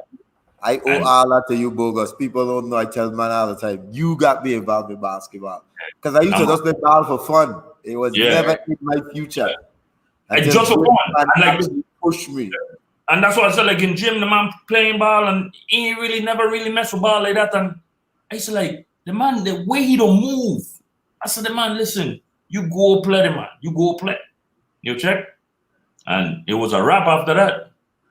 Yeah, he definitely had a crafty game, man. The first time I saw he play was in a gym class too, and me and Mac was on the side talking, and Mac was showing me here, so and he like asking me what I think, and I said, yeah, man, partner could play, man, and he got look like he make sure he come tryouts. That's good move. I we come because I wasn't coming. Oh man. So that's crazy. A question that we asked Big Andy when he was on the show, like because you know he was like our Virgin Island shot. We had to ask him how much rims he walk home with it, and you was always a power dunker, my son. Yeah. So have you ever broken any backboards or broke off any rims in your career, in your lifetime?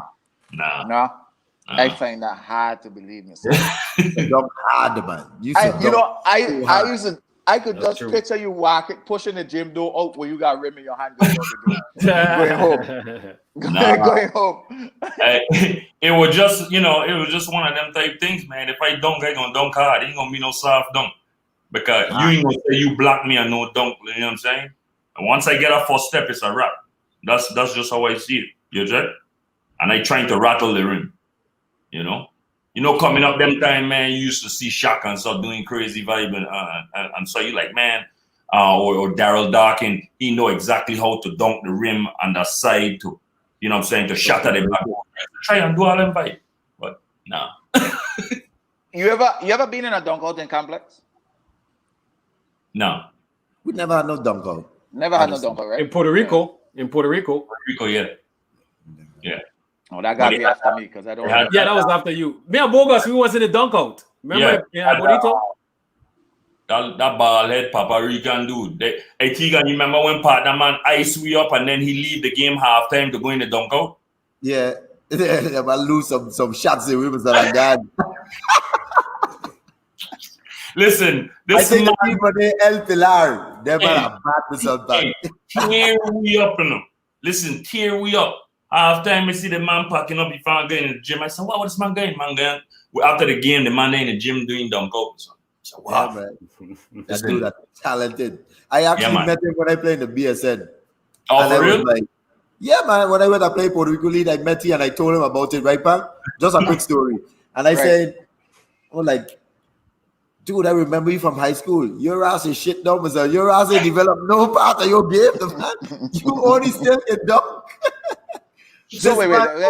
Develop nothing else. Let me see if I follow it. He was the medicine man. You say he iced you up. No. He iced up the team. The man team kill you. Okay. And then he pack up and go halftime. That man bring up like 30 or something against you. Man coming down court, pulling up from all the way outside the tree. Bash. Coming in, dunking, doing all kind of vibe.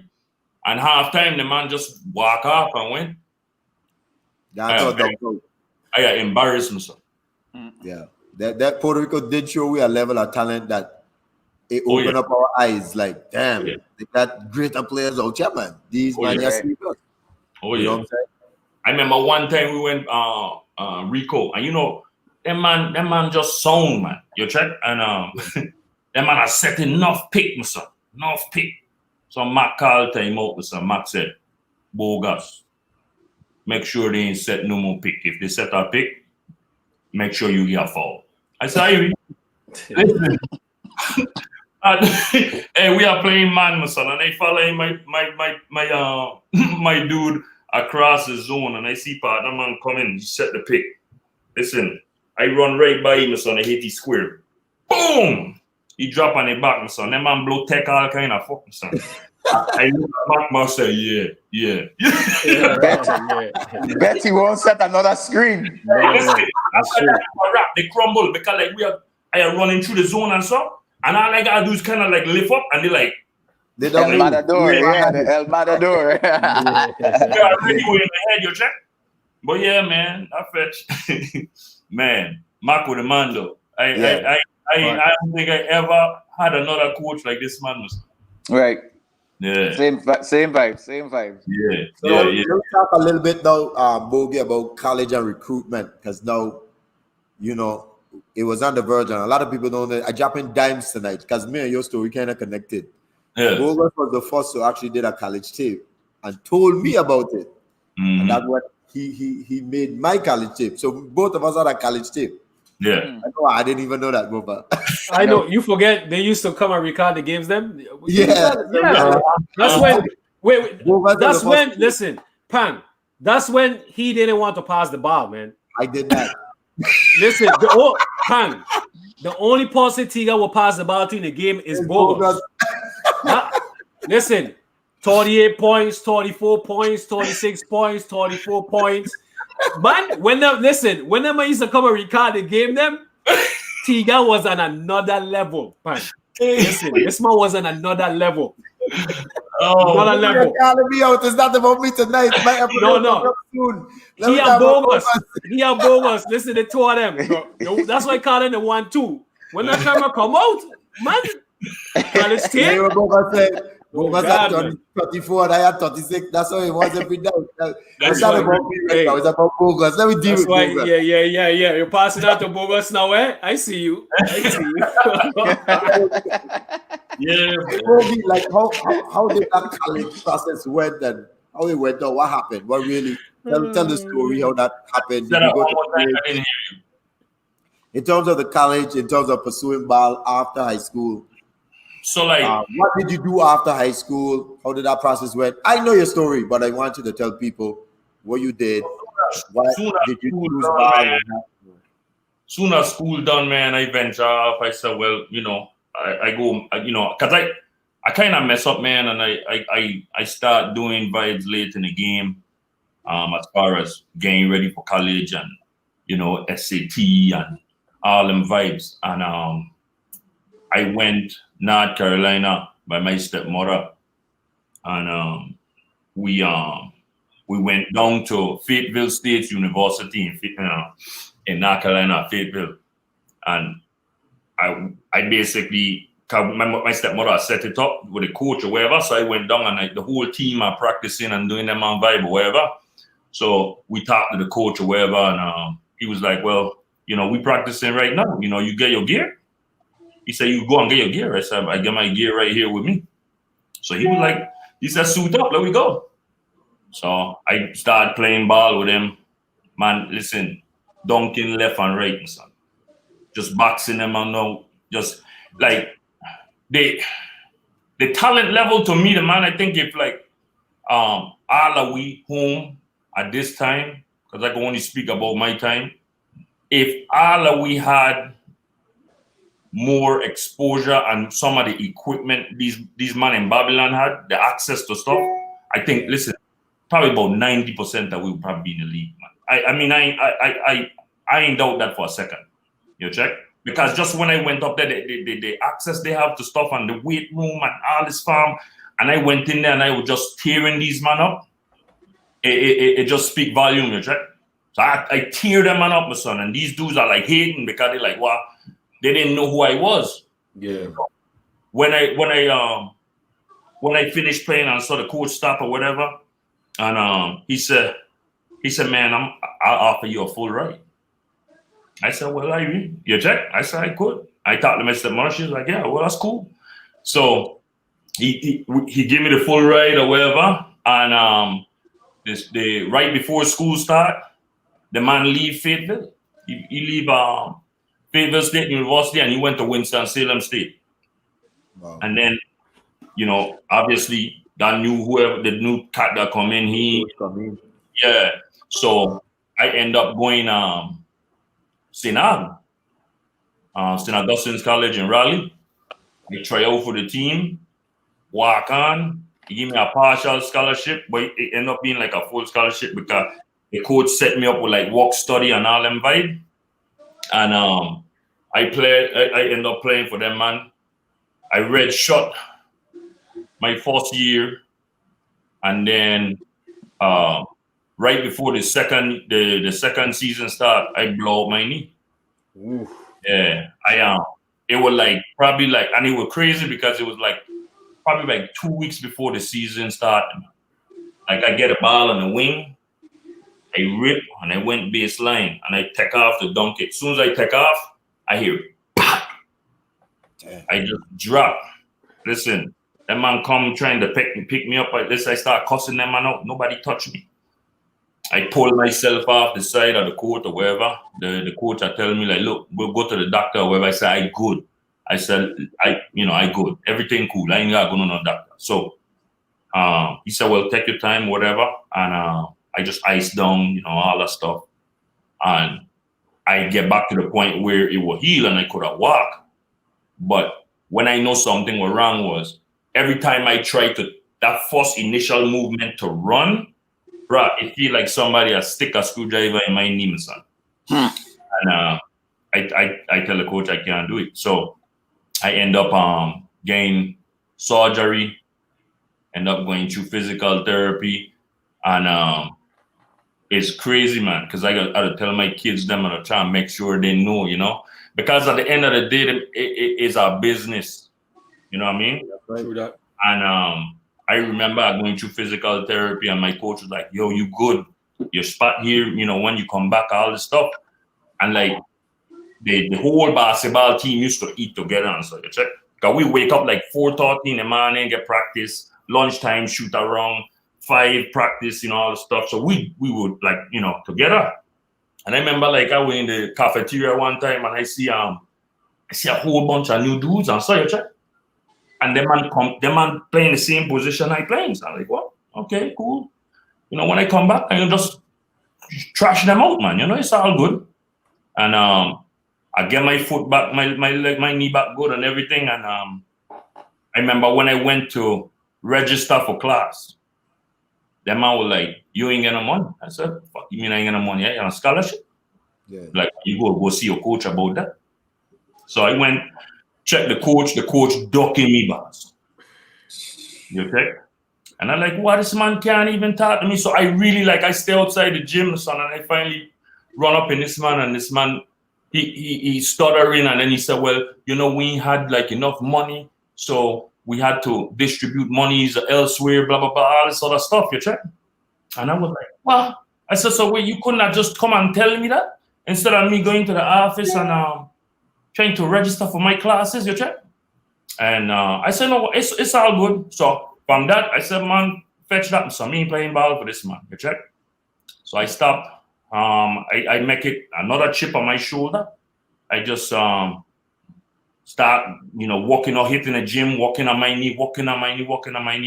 And then I had to play with one of them, like, like the little band you pour around the bottom of your knee. Yeah. That vibe. And I remember, I don't know if y'all know James Gill, but he's another, he go jump out the gym. But he used to go to college to North Carolina State.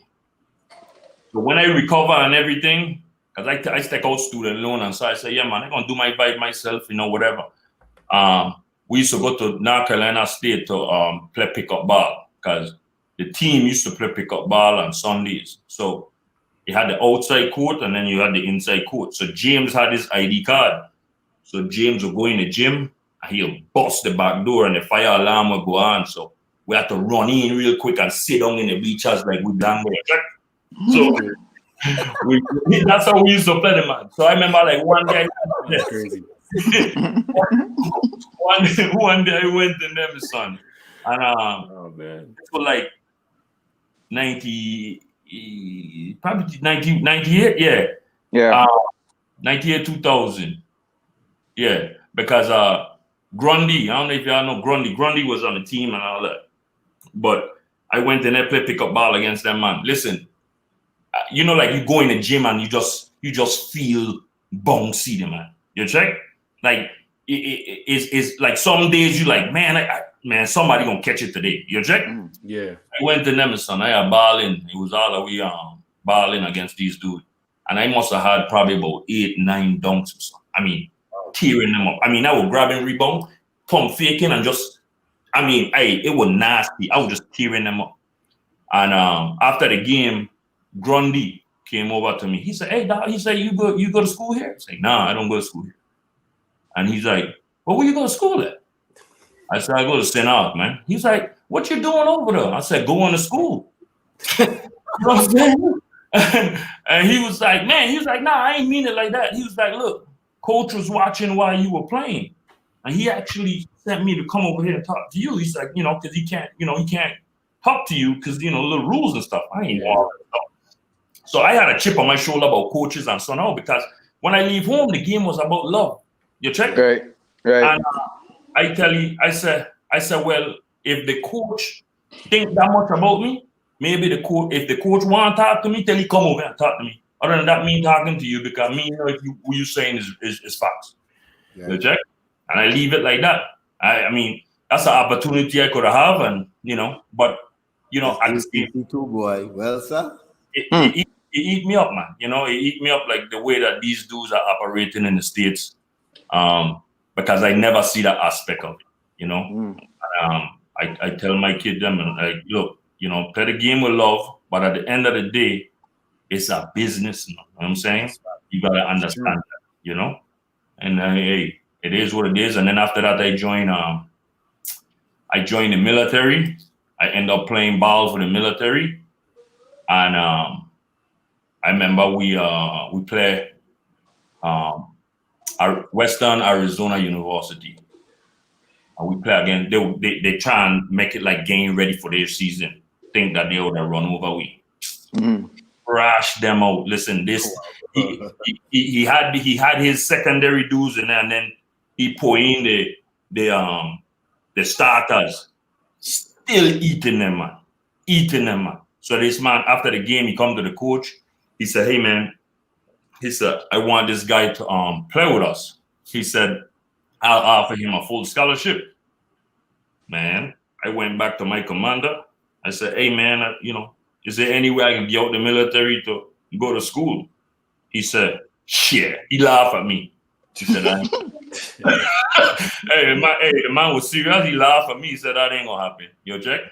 I was like, "Yeah, it is what it is, But at the end of the day, man, everything happened for a reason. You check? What kind of knee injury was it?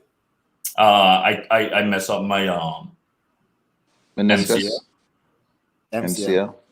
Was it the MCL? Yeah. Okay. Yeah. Damn, that's tough. That's rough. Wait, this ACL is in the front and MCL is in the back? Mm-hmm. Yeah, you got the MCL, the ACL, and the PCL. Yeah. Hey, listen, I hear it. Like, I hear it. If you ever hear anybody tell the story about they tearing the ACL, MCL, they always say, "I just heard a pop." Yeah. That's what happened to me. It sound like it was loud, but nobody else hear it. But I hear it. You hear it, yeah. Man, I got vexed. I know it was a wrap, man. And I got worked so hard to get to that point, man. And just to see, you can't play. You know what I mean? I found was devastated, man. I ask a question, That's rough. Sorry, No, go ahead. You got one? Okay. In terms of the national team, because I know you never get a chance to be. I wish you had get opportunity because I know you would have been good with us because we had tough dudes on the national team as well. You would have fit in perfect. Yeah. The national team never come calling. You never thought about China for the national team. How did that go? I ain't never get no call. Man, see, when I leave, I kind of leave messed up, man. I was just out of pocket. You check, I was like, man, bump it, man. I just gotta do for myself and try and get myself on, you know? And it wasn't like I expected something or expected somebody to do something for me or whatever. It was just that I was like, look, I got to handle me. And like I dip off. Like soon as I graduate, probably about a month later, I was in Babylon. You know, and you know, I was out of pocket. I never got no call or nothing. Because I would have, man, in a heartbeat. Because that's home. I representing home. You check. But I never get no call. You know?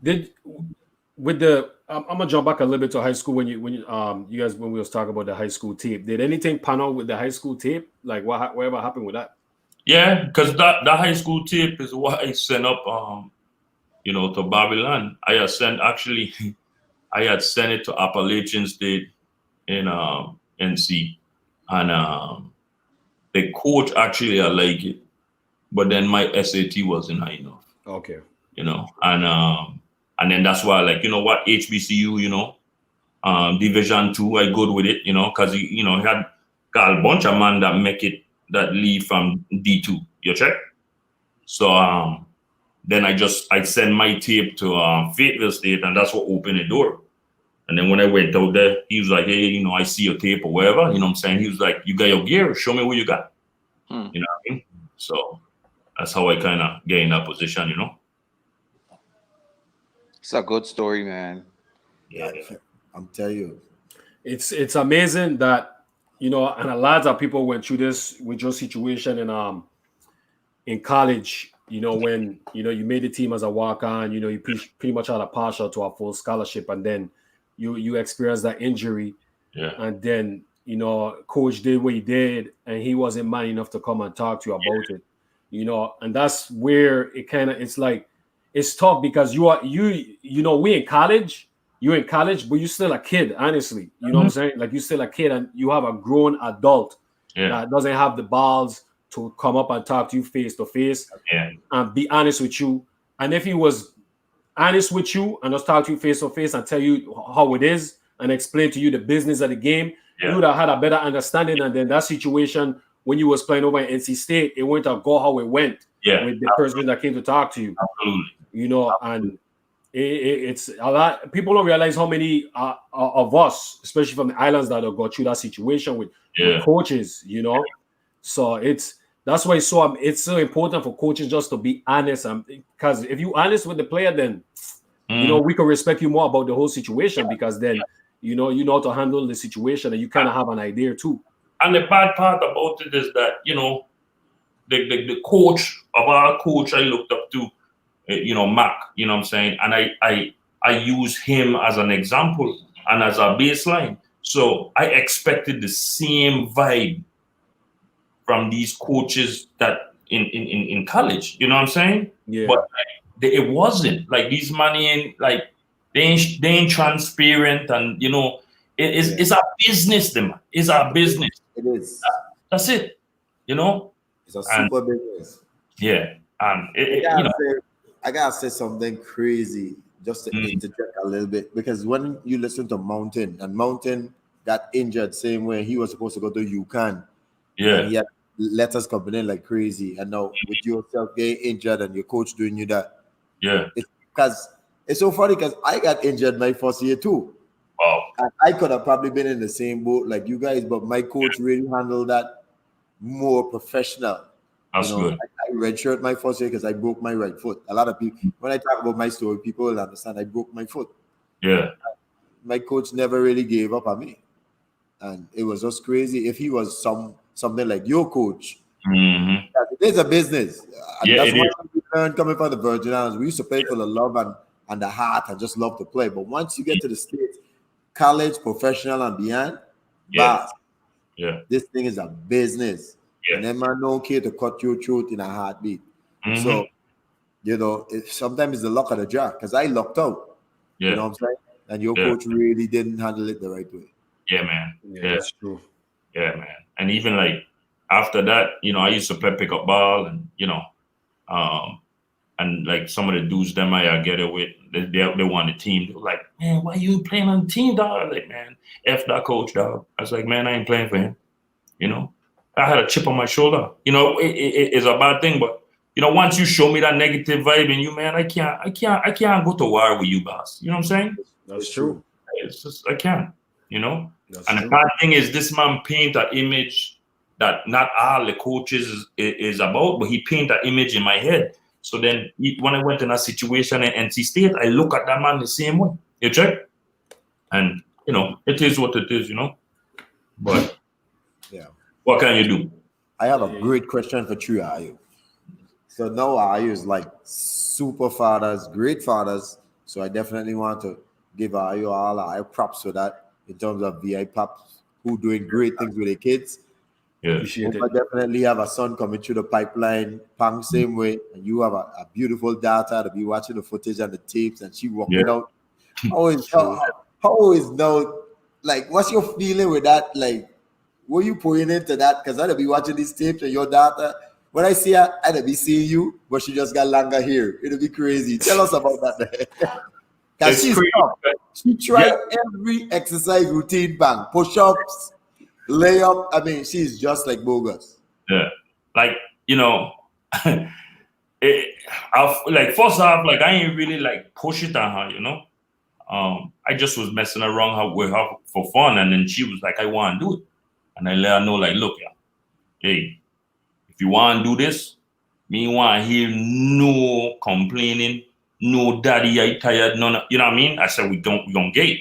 You check? I said, because that's me. And I don't try and, go 50 or 75%. I go on a court, I go in 110%, because that could be my last time on a court. You know what I mean?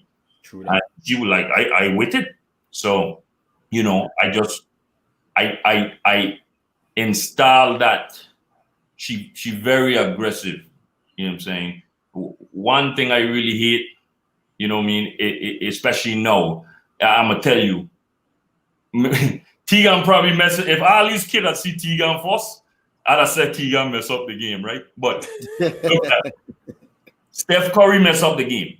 With that 3-point thing. Kid want to shoot three and jump shot.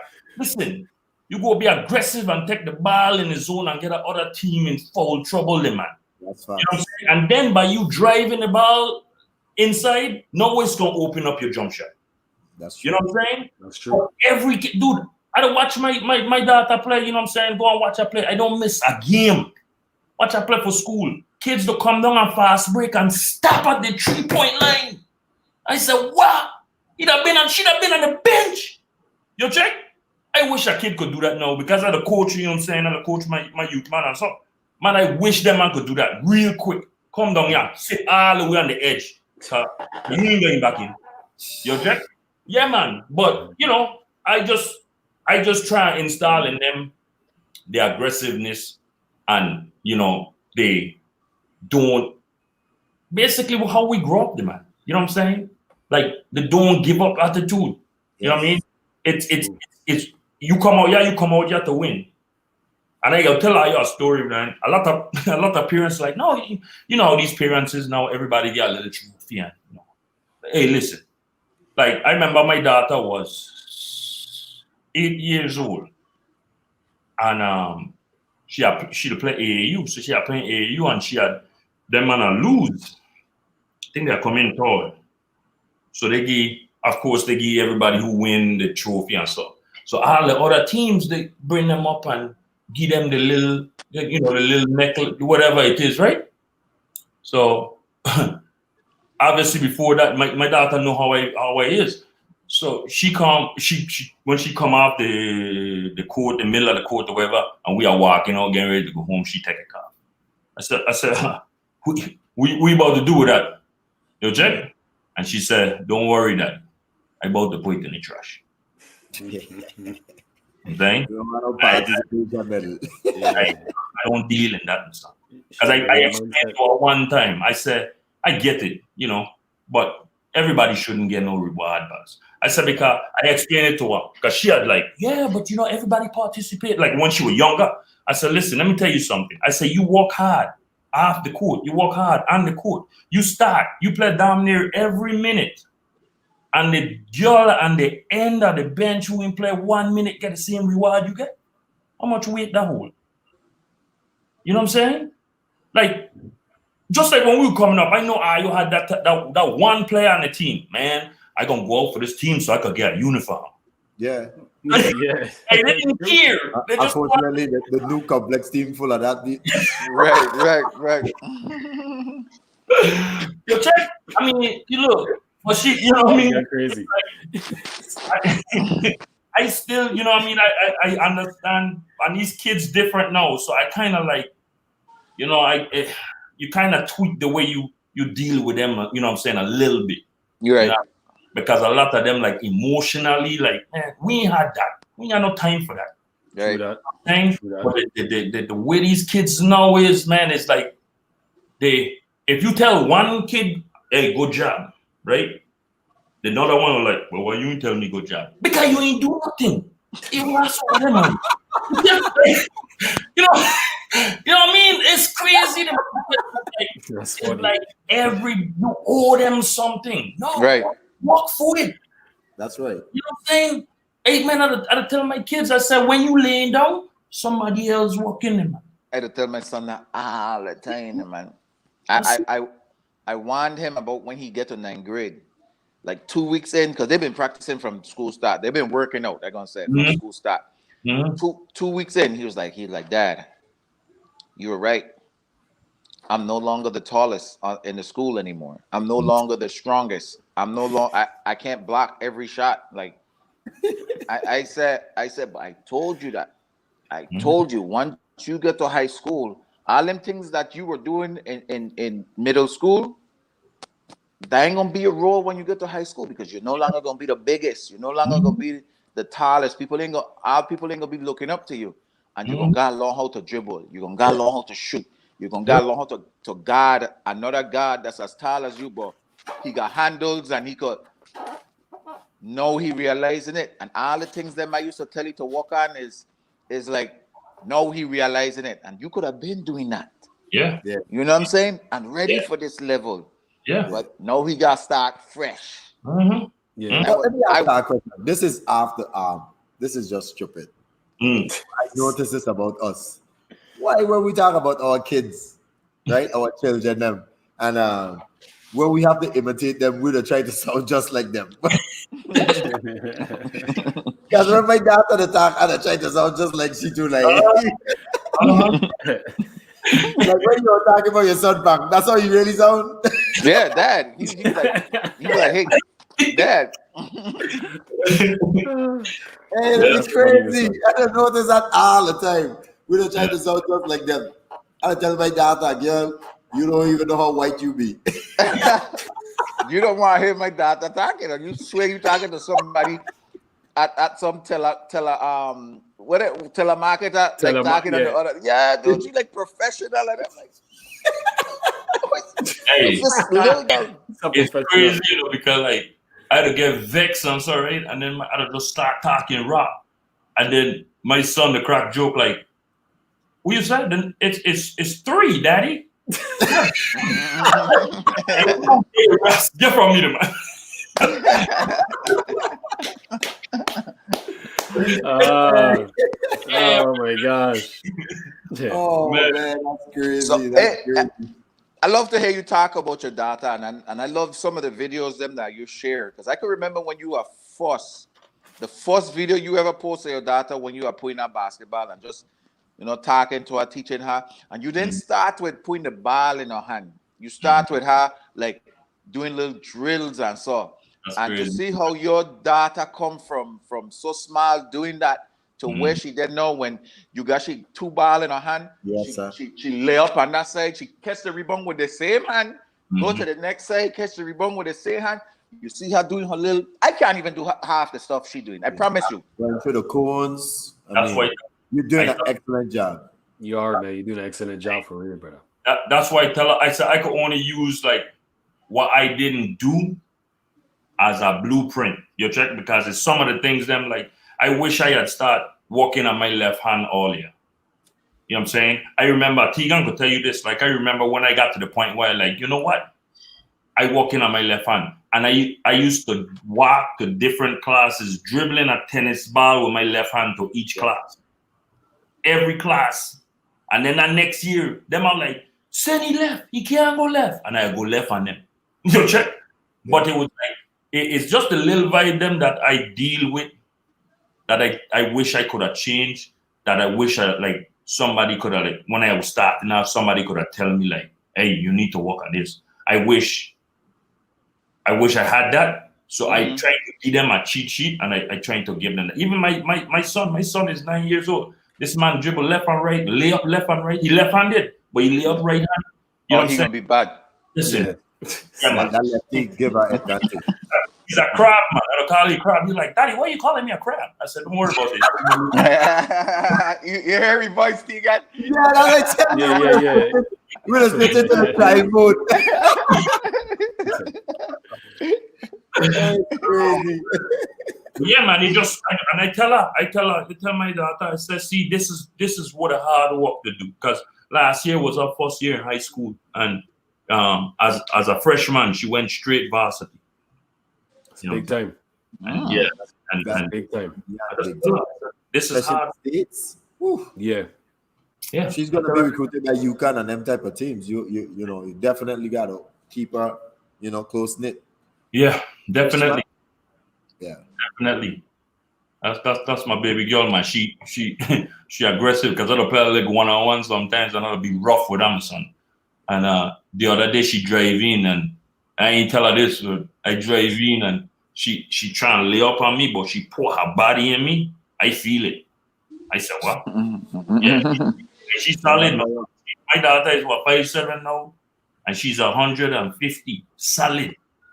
Yeah. She could be ready. Trust me. Yeah, she definitely will be with their handles and the skills that she got, and the tough. She get a toughness from daddy. Yeah, man. She gonna be good, man. Oh yeah. Yeah, man. That's why I put my stuff into know, man. Yeah, shout out to your daughter, man. Shout out to you. Let me bring it back to you a little bit, Bogus, because again, couple of texts. We haven't talked about you and your experience in man lead and stuff like that. So some of the people who don't really like the text on Facebook want to ask you, how was your experience in man lead? We obviously play with guidance. Like I said, me and your story is so interconnected. How was your first year in man lead, and what was your who did you respect? Who did you fear? Wow. Meeting Zorro, meeting man like Bola, Tyrone Alec, Poison and Ujima. Give us the full words. What you thought about man league? Man league was just a whole different. I think man league put me over the top to start killing man in high school. Because I was playing against grown man walking in heads and so on. Listen, and my mentality was like, if I could do this against these man, and these man ain't messing with me when I go to school next year. You know what I'm saying? So I kind of use it, you know what I mean, to get me, to get me over the hump. You know what I mean? Because like I said, my brother pulled me there. And obviously I ain't start, you know what I mean? I used to watch my brother on the court, like assassinate man. And I just used to watch what he was doing. I was just a student at that point in time. And then I'll go in, get my little playing time, get a dunk here, get knock out a zone here and rough and all them stuff. But that's how I, if it ain't no blood, it ain't a foul. So that's how I come up. So it wasn't bothering me none, you know. But Zorro, I sit on the bench one day, I said, son, what? Me need even want to just want to watch this man. I think we all had that feeling, Mr. I was like, my gosh. I mean, that man was just killing. And then I remember when we played against Mark them, and I went in the game. And son, Mark wasn't playing with me. You want to coach that time? Mark acted like, Mac act like he ain't never met me a day in my I life. telling you. Hey, what? Mac used to get the sweetest trash talk line, my son. The sweetest trash talk. It could be against you. You ain't got nothing to do but laugh, my son, because this man is dead serious. Not that weak stuff. Yeah. You know what you did? You done the boss. Hey, Mac could be way over there. Mac could like, man, you should have think twice before doing that, man. Yeah. Oh, man. Big up to Haywood, man, the legend. We play against him with Big the up to man, Mac. and then we still got to go back on complex and play with him. That was crazy. Hey, man, I remember. You remember when we went Wisconsin? I wasn't on that trip. No, Tegan wasn't on that trip there. No, I went to Chicago. Hey. Oh, yeah, that's right. Yeah. So tell me that story, because I dropped some gems, because I never hear about this trip. I know I get something, but me gonna bring it up. That's between you and Pam. Yeah, So we hear guys arcing a man knock out on the floor and so. Yeah. And I had to play with home, man. Yeah. Hey, but look, Yeah. like, I mean, on the court, like, man, we were killing. I remember, like, that one game, so it was like a, man, eating frenzy, man. Like, we were dunking all over these men and so. These men supposed to be a team. You play with a junior team. You play with a young team. Yeah. And I remember, like, one game, I killing this dude that jump up, get a rebound, and I jump up from behind me, take the ball out the hand and yoke it on it. Listen, watch out. After that game, some coach been up there. He was from Florida. He said, he asked Mac, you know what I'm saying, if he could get my number and so and all that, because he wanted me to come and finish high school there. Only thing I have to move back a grade or whatever. You know me, I am ready to go Babylon, you know what I'm saying? Yeah. And I remember I went home, my son. I tell my father, I say, yeah, the man, you saying this Yankee want to talk to you. The man want me to come upstate and finish school. He's like, who? You go in and live in a man house, you know? He said, Mr. You better get real comfortable living here.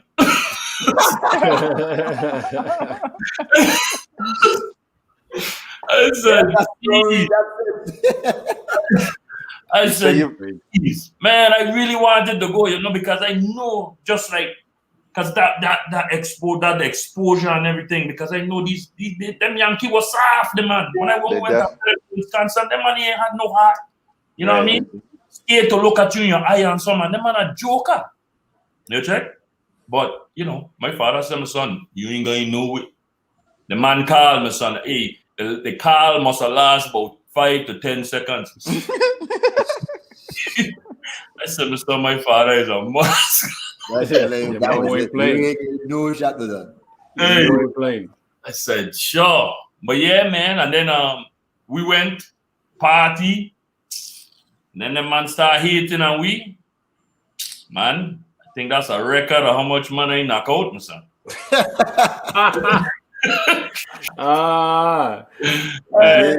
That story I heard around the world, because that's funny. The PI team to ever come back with Wisconsin. You know, man, call him Mike Tyson. You know another thing that we do there too. So you remember Jordan was like the freshest thing, like Jordan shoes and stuff. Yeah. Penny. Don't forget Penny too. It is crazy, one. What? My bad. Penny was up there too. Then what the complex team shoe? Complex team shoe in the Penny? It was. Okay, fine. You're ready. I thought you said number one fan. We all had pennies. Okay. So them man had a tent set up outside the little area where we were staying, my son. And Tegan, nothing but sneakers in them, my son. So we come up with a scheme, my son. So we're gonna send a few man in the tent. And we're gonna go to the back of the tent and lift the back up and just slip some shoe box from underneath them, my son. Boss, you really wanted to see man going back to the dorm with fresh pairs of Jordan coming ready for school next year, my son. Hey, you can't take man nowhere, man. Boss, that was the wrong thing that they could have done, son. We just got about three men underneath the tent, distracting the partner them, and we just there back there just swiping shoes from the back. About six and we got back. Yeah, Tegan.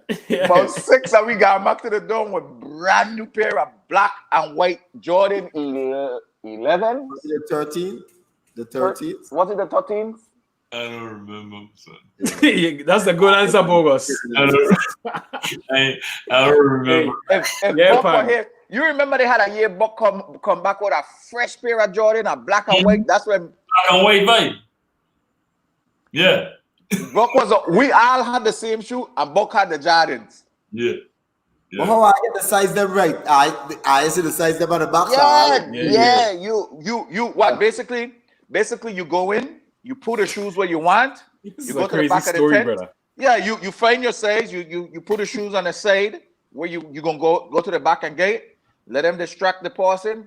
You go to the back and you just swipe the shoes real quick. You got it. They ever catch on? That's crazy.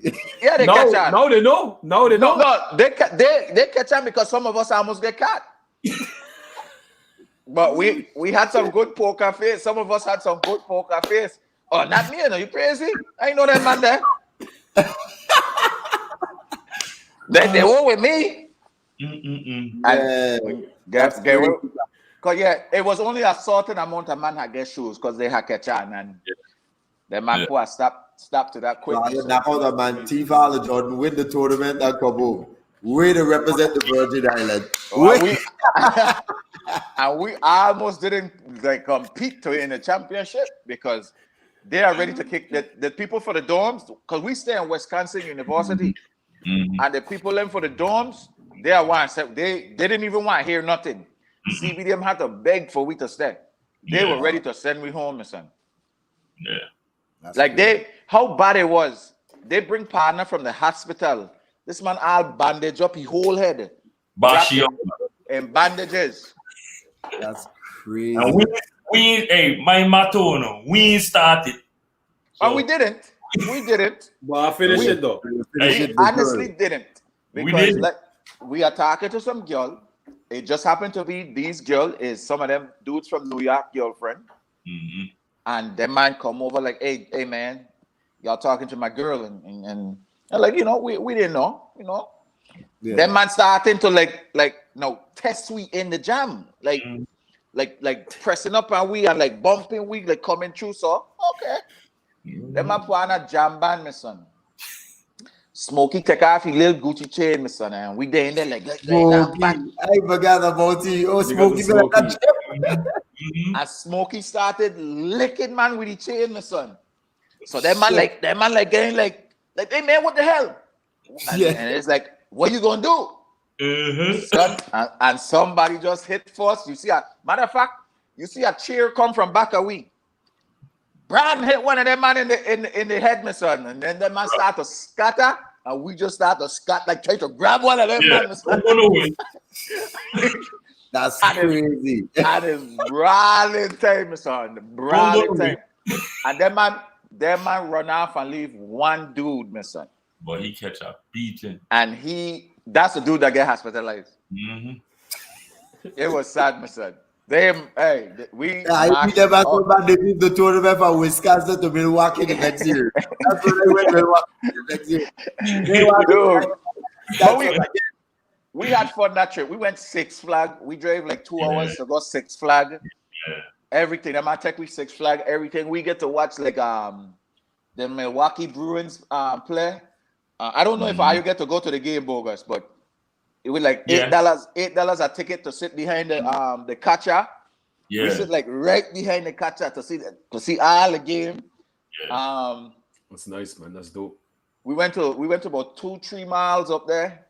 And we had a little leeway. They weren't like really like behind us and giving we coffee and so we used to go lineman. Yeah, man. We used to go lineman. CB was really cool. CB. Yeah. Jarvis was on that trip with I too. Same way, rest in peace. Yeah. Both Jarvis, because you remember they had a Jarvis for Rock too. From Rock, yeah. So both Jarvis. I think Jarvis went on this trip. Mac didn't go on this trip because I think it was one from each island. It was either Jarvis or Mac would have go. That man used to be hating on Mac though. Right. They always used to want to play that seniority on Mac. I remember that. So Mac won on that trip there. Yeah. Fox. So it was Jarvis on that trip. May he rest in peace. Rest in peace to Jarvis. That man are vexed though. It was a bad look for us though. We all feel bad the next day because Pana really mashed up, my son. But in the moment, we ain't thinking that. We just some hotheads. I test with it, man. That's a true sign of some gangsters. We beat you up and then we feel sorry for you the next day. What you say, Mumba? We had a preview in Alabama because we did went to Alabama. Bogus, you want to touch on that trip? Yeah. Let's hear it, man. Let's hear it. This is the Gangster Podcast. Let's go. Go ahead. No, I ain't remember nothing from Alabama. Let's hear it. Let's hear it. We got three gangsters up here. Pan was on that trip. Yeah, Pan was on that trip too. Of course. We went Waffle House. Me remember Alabama then. Yeah, man. So you got me and you were walking over going to Waffle House, and then we hear like a commotion, and come over now. There's these two white dudes like arguing with their rock man, and I think somebody mentioned that Carl, Carl, one of them a nigga. Yeah. So now them rock man heated now, like they want blood. You know what I'm saying? And Pana just kept talking. Listen. He just kept talking, and the friend was telling him, "Let's go, jump in the truck, let's go." But Pana just refused to leave. He keep coming up. But one time he came up too close, and it was, "That's your ass, Mr. Postman." He was night. He was done.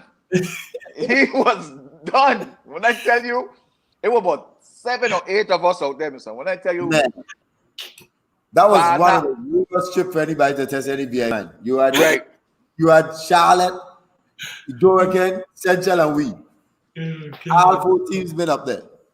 Man, even the women them, even the woman them in Waffle House were telling him, "Man, you're wrong, and you need to leave."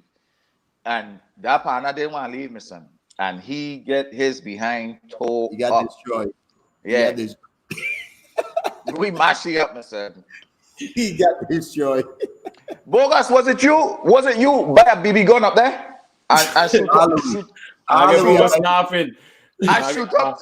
up the mirror in the hotel room and target practice.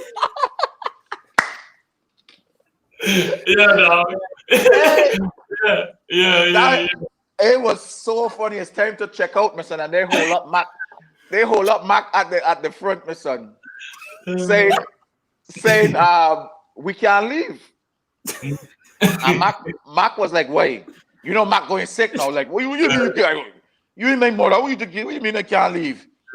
And what the lady said, "Well, it was a few destructions in the room." Yeah. Like, what are you talking about? Mr. He said, "I don't know what happened, but the mirror is broke." Like, hey, my ram's so dumb, right? I try and put Vaseline grease on it.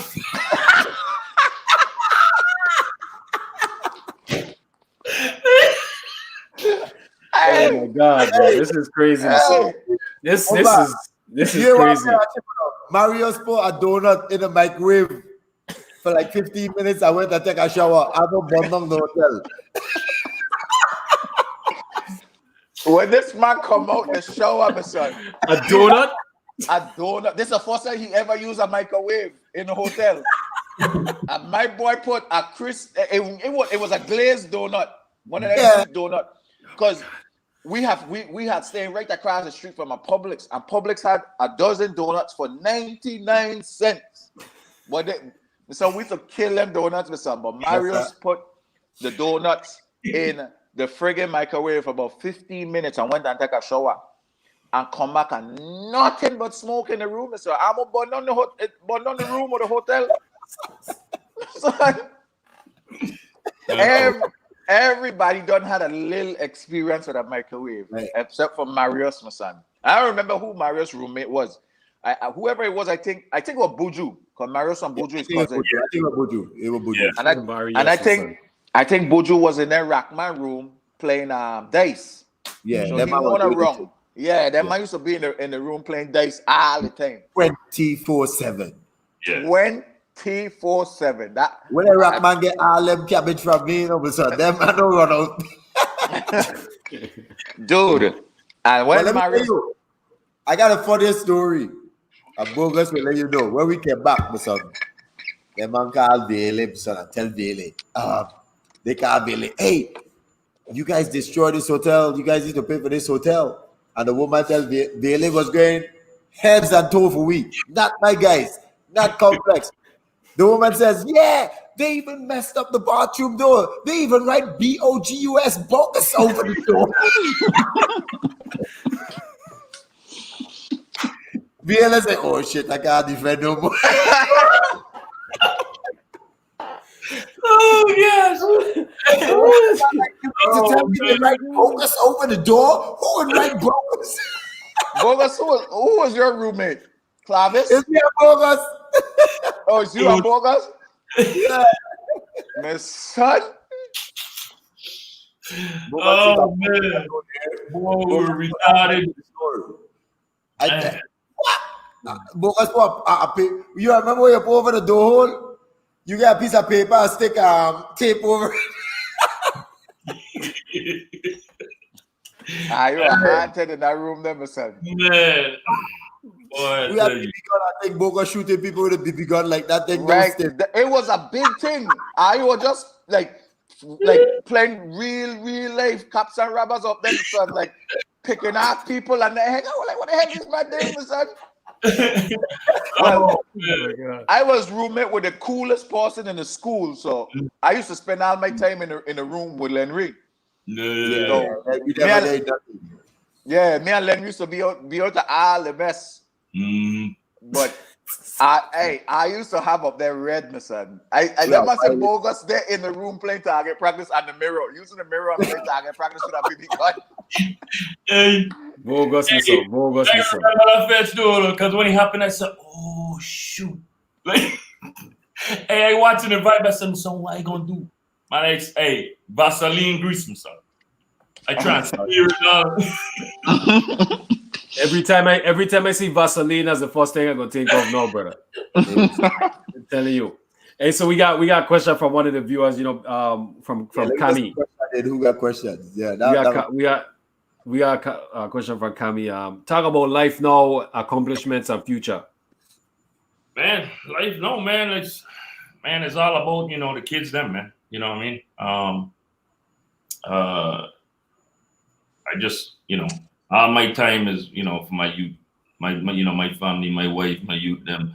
I just focus on staying out of trouble, man. And you still in the military?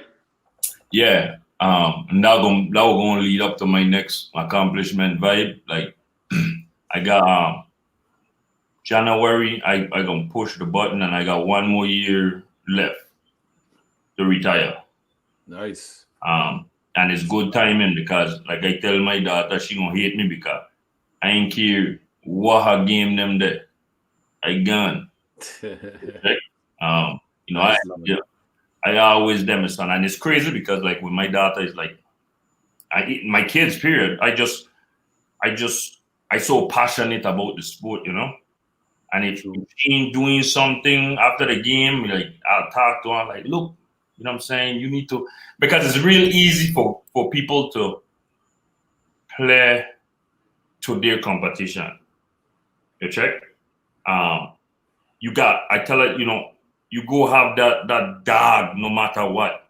Like if these man is trash, good. I gonna make them look even more trash. That's what I mean? And it's just I as a fan, man, I just watch her and I just see the things them we go over, see her do it in the game, just trying to like, look, if you do this, you do that. For a point in time, I kind of back off a little bit, but for a point in time, I record all her game them. So when she come home and everything cool and we relax and basketball, calm down, we'll go in my my man cave. I'll hook up the camera and we'll watch video.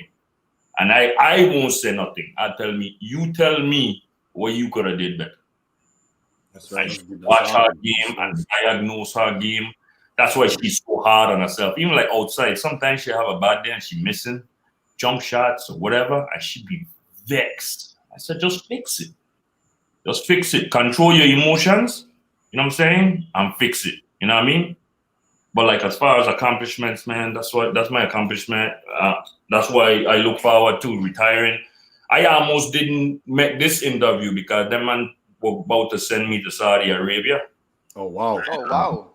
Yeah, and they cancel it the last minute. Hey, they ain't had to tell me twice, you know. I just want to make it to that point, push that button, be done, and then it's all about, you know, my youth them because, you know, I, as a father, man, like, you know, I learn from my parents, whether it's good or bad, I learn from them, you know what I mean? True. Right. True. I edit the way I deal with my youth them, and, you know, I don't want to be in a situation no more. I over it, like me going away from my kid them. You know what I'm saying? Yeah, that's tough. My daughter are real pissed because I'd have been gone for 6 months and I'd have missed a whole basketball season. And that's like she'd thrive and like when she on the court, she do something good. If they call timeout, I'll see her glancing over at me. Like she does her, you know what I'm saying? Like I got like such an impact on her with basketball. She want to make sure she doing right for me, you know? Mm-hmm. Yeah, that's But true. it just like an indirect push for her. You know what I mean? But that's why she was pissed. And I tell her, it's all good, you know what I'm saying? Just go out there and give me something to look at and make me feel good while I'm here. You know? Yeah. But thank God them man cancel it. So now, like I said, my whole purpose is to just get through this year, retire, and then just focus on my youth them. So you check. So how many years would that make, and then how many medals do you have? That'll make 20 years. Yeah, yeah. And then and as far as medals, man, you 13. Wow. 13. Wow. Well, Yeah. So let me, me because I know you before you think, I ain't got a question. I just want to say thank you for your service. You know what I'm saying? Because it take a lot of courage to join the military. Everybody ain't got it. You know what I'm saying? Yeah. So appreciate your service. I watch so much NBA commercial. Don't worry about he. Watch Let that. me get this next. Let me get this question. I gotta get this question. We gotta get this question in. Good one, man. Good one. These two man, mister. These two man, that man is don't play. This man crazy. So NBA commercial, they said the same. NBA commercial. You got crazy. You got to love him, man. No You guys a joker. You got to thank the man, my son. You got to thank the man. All right, so I know I ain't going to friggin' fight no war. You know what? I ain't got the courage for that. You know what let me get to this question. Yeah, apologize to Dwayne because he asked this question a very long time ago. So asked he why he pledged Q and how was that? That's a good question. Like man, I pledged. So first, I wasn't going, pledge Q, but I used to always be I wasn't going to pledge at all. And Deslin, she was from Harborview. She used to date this Q, and she had come to me and she said, hey, that man asking about you because to see how you to carry yourself or whatever. You know what I'm saying? That man, wanted me to ask you, you know what I'm saying, if you're interested. And I tell her, who? I ain't interested in nothing, my son. I pledging me for me. I'm pledging nothing. And she was like, stop playing. I said, no, man. I said, good. You check? But it was always in the back of my mind, but like with basketball and all that stuff, I was like, man, I was so occupied, I wasn't even going to mess with it. And then basketball fall apart and all that stuff. And then I was like, you know what? If I gonna pledge anything, it will be a Q because it's just my character. You check? Like you know, I know my cause doing is a kappa, you know, the man is supposed to, you know, no disrespect, you know, the man soft. Them man is real pretty boys. Hey, I keep telling Dwayne. Pan, look out, Pan, watch out. I keep telling Dwayne should have been a Q. He's an outcast being a kappa.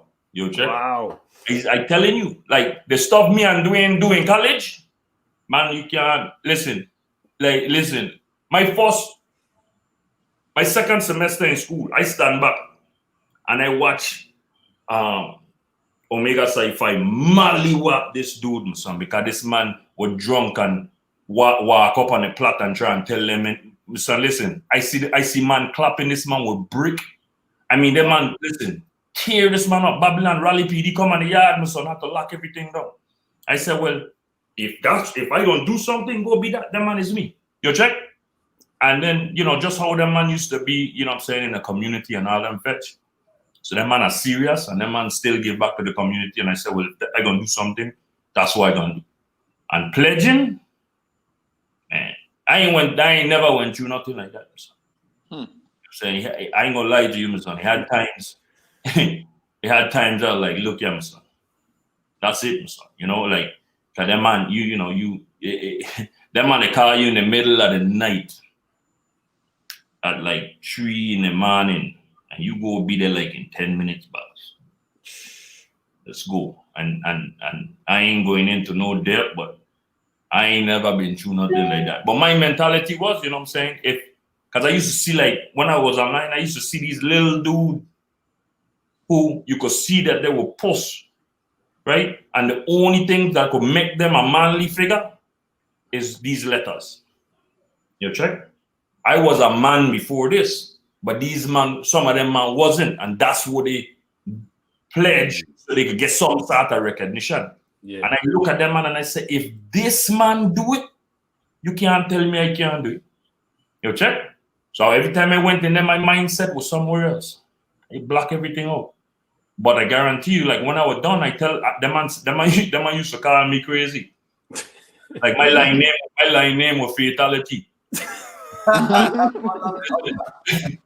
Them man tell after we finished, my son, and I finally went across, officially come out and so we had a little get together, and I turned to every one of them, the old dudes, young dudes, everybody, and I said, all right, so I'm glad you get a lot out your system, but if any you pour your hand on me again, it's more than you.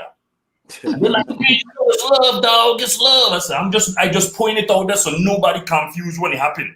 You check what I'm saying? So you know, it was just, nobody confused when it happened. You hear what he just said? Oh my God, why would he do that? I let you know. You check? Oh man. You know, but you know, it's a whole different level as far as connections and all of that, man. True. You know, I had to go back for homecoming. Especially now that I over in South Carolina now, you know, I had to drive up the road and go to homecoming now, you know. So, what part of South Carolina are you there? Columbia. Okay. Man, you only like 3 hours away. Yeah, he close to you, man. Yeah, man. I did not know that. I just when February last year. Yeah. I must say you had the whole school shook, man. Who? Dwayne. Your partner in crime, Dwayne. Man, this man gonna bring up a whole different story, son. Like, hey. Let me ask you a question surrounding, especially surrounding like people fearing you in campus. All that before you came out, I make a joke that you were so big it seemed like you used to lift the whole gym. Now looking at you now, look like you'd lift the whole town. But I remember when you see you boy and your other brother stand up together, Gene. You had a brother that used to make you look smile. Gene. Is you bigger than he know? Yeah. Well, my God, Mr. Because that Gene dude was big. Muscle in his ear. Yeah, Gene had muscle in his eyeball. I swear to God, that dude literally used to walk like this. Yeah, Mr. Like he was huge, Mr. Yeah. And Bogus, you bigger than he know? What? So you definitely live in the whole tongue. Be real. Yeah, for sure.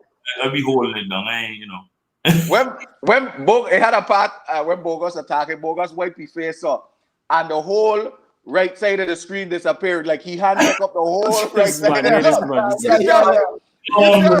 This man is a clown. This man is a clown. This man is a clown. You see how he was just my hand Hey. being the side? Boba, do you remember you used to give me like sneak up backs in our chest? Yeah, Tell them you tough. yeah. Yeah. Man, it's a need our chest, man. Hey, either the box or a quick slap on the chest. Man. That shit used to be ridiculous. That was ridiculous, man. This man, Go back. Bogus was just. Doa was the biggest man on the team and couldn't palm the ball like Bogus. Yeah, Bogus was very big. Yeah, I used to pick up the ball off the dribble and dunk it one hand. Just Man. yeah. Yeah. So that's a good segue. Because I always like to have this famous question before we get too late. Need your top 5 players for the VI. Wait. We got the viewers' question. Okay, go ahead, Mombasa. You know, I don't want you to forget the top 5. We're not gonna forget. We definitely not gonna forget that. Okay, good. Pang right there. Pang got your back 100%. Trust me. Listen, Pang to put me in place if we don't get that. So, Kami asks, going into the military, did you reach out to anyone? Did you call anyone when you was making that decision? Well, I ain't call nobody to ask, like, you know what I'm saying, what they think I should do. The person I remember calling was I called my father and I tell you, look, I going in the military. He like, look, you know what I'm saying, you shouldn't do that. I said, well, look, yeah, I calling you to let you know what's going on. You check. I ain't really calling you to ask, you know what I mean? And it's no disrespect. That's just why I want to do, because I get sick and tired of because I am walking and trying to, get by, because it was all about me now, you know. True. And, I would jump in from job to job, and then I remember we was sitting around and we like, man, they had this old dude. He was talking. We were walking at the airport. He was talking about the military, and we were like, man, whatever, man, whatever. And then he started talking about all kind of vibe he used to do, and we like, what, the military like that, And I remember like I had lose a job. And I say, you know what, man, I'm sick and tired of this. I said, I'm just going to take this test, man. You check. So I called the recruiter. Went, take the test. I passed it. And he said, he said, oh, you passed it? I said, cool, when I can leave. And he was like, he said, so you're gonna have to be on delay enlistment, because I wanted to come in and work on aircrafts. You know what I'm saying? And he was like, this was I was supposed to leave in January, but I get pushed back, and he tell me if I still want that job, I gonna have to leave in August. This was January. I told him, I said, nah. I said, just let me go for this other job. I said, because between now and January, I know me, I gonna get in trouble. I said, let me just go ahead and take this job. So it was the same job, but working at aircraft mechanic on the fighter aircrafts instead of like the heavy aircraft, which is the heavy aircrafts in the military compared to like civilian aircrafts. But I was like, look, I gotta leave now. So I just leave in January, and that's what I do, but I didn't call nobody. I just called my father and let him know what I was doing, and that's what it was, because I would take care of myself. I would pay rent, I buy a little Honda card. Man from home, I always get Honda. Yeah. That's facts. That's So facts. I get a little Honda card, fix it up with a little stereo and all them vibe, and then I get a Mazda Millennia.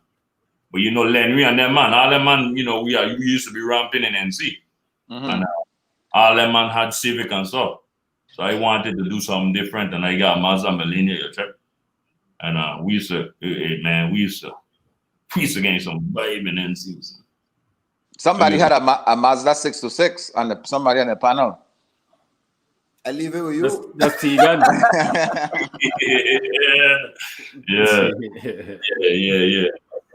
Well, yeah, that's it, man. Like, you know, I ain't really, but you know, sometimes I kind of like regret it because you know, hands down, I would have liked to continue my basketball career. You know what I mean? Because basketball, you know, it would love to me, man. Because I even remember like just going back, but I think I was in Elena, and one of them teacher, I can't remember who teacher it is, but we had to do assignment on what you want to be, you know what I'm saying, when you grow up or wherever, you know. And I write my paper and saying I want to be in the NBA. And she was like, no, you go put something else. I said, I mean, putting nothing else. It's crazy. You mean put what? So she was like, if you don't put something else, you know, I'm going to give you a failing grade. I said, what you going to do what you going to do? I said, that's what I want to do. How you going to tell me what you going to do? You check? But like, that was my mentality. That's what I wanted to do. Yeah. But yeah. Your mentality was always tough, bro. I love you for that. Let me ask you one more thing about the military, though, because somebody just texted that question. You actually used to fix the fighter jets, then? What was your actual job scope? What you do? Want to bomb them? No, that's This guy. So that's the weapon. No, I got a real question. Somebody text me this shit. The last part you said, that kind of freaked me out. How you say? So that's weapons personnel. So all they do is the jet, but I responsible for the jet. So the jet is mine. Like I walk on the aircraft, I change the tires, I change the engine, I change everything on the aircraft.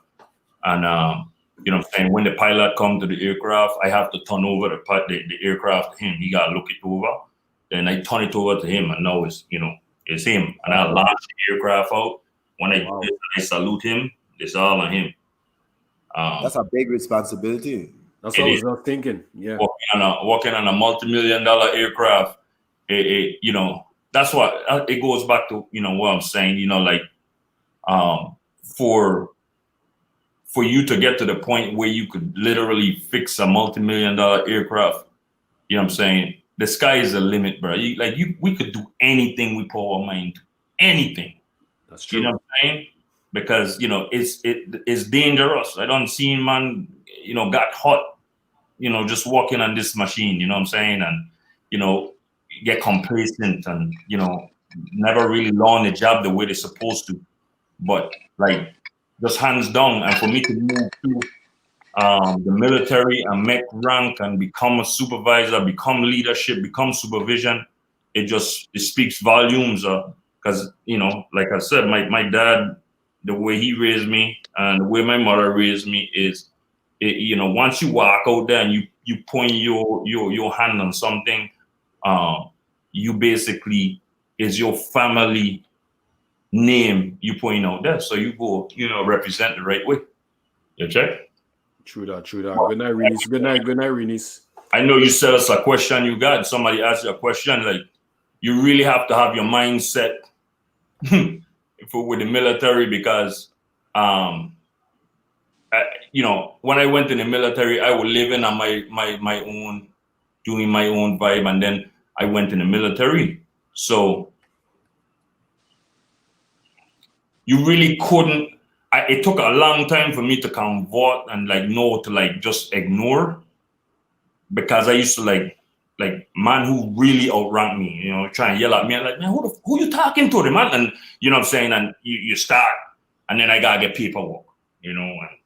But it took a while for me to like humble myself. And then my biggest thing was I like, okay, what I gonna do is I can just make rank. You know what I mean? Because you had like these jokers, like in school, man probably used to pick on them. And then you probably remind them of somebody in school who used to pick on them, and then man just out for you. Like, go do this, and you finish it. No, go do this. Go finish. You know what I mean? And then man used to just target you. And it's you know, mostly a little white boy and so like. And I used to tell myself, like, if this man see me out on the street, this man ain't gonna never tell me nothing. So like, that's true. You know what I mean? That's so true.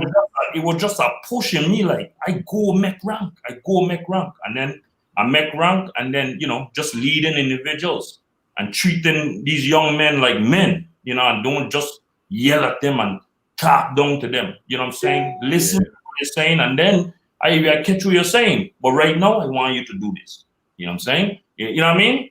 But not everybody know how to control themselves when they get power. That's true. That's true. Jermaine said, talk about how your father prepared you for that with cars growing up. Oh man, it was easy because I used to be vexed with my father because I come home from school and I put on my bag and saw change about to walk out the door and he under the car. And soon as he see my foot passing, he like, where you going? I'm going down the road and play basketball. You ain't see me under the car? I ain't even got to ask what I mean. So now I got to go under the car. You know what I'm saying? And, dealing with mechanic, man, it was a breeze. Like, I was ahead of the game. These dudes were like, man, how you know how to do that, man? Just know to do, So I had like the mechanic kind of like hands-on, abilities already. So it was just learning the aircraft, learning the parts. And then most of it is easy because you read, it's like you got directions, man. You got to be really like slow not to understand it and follow the directions and put a part together. You know what I mean? Yeah.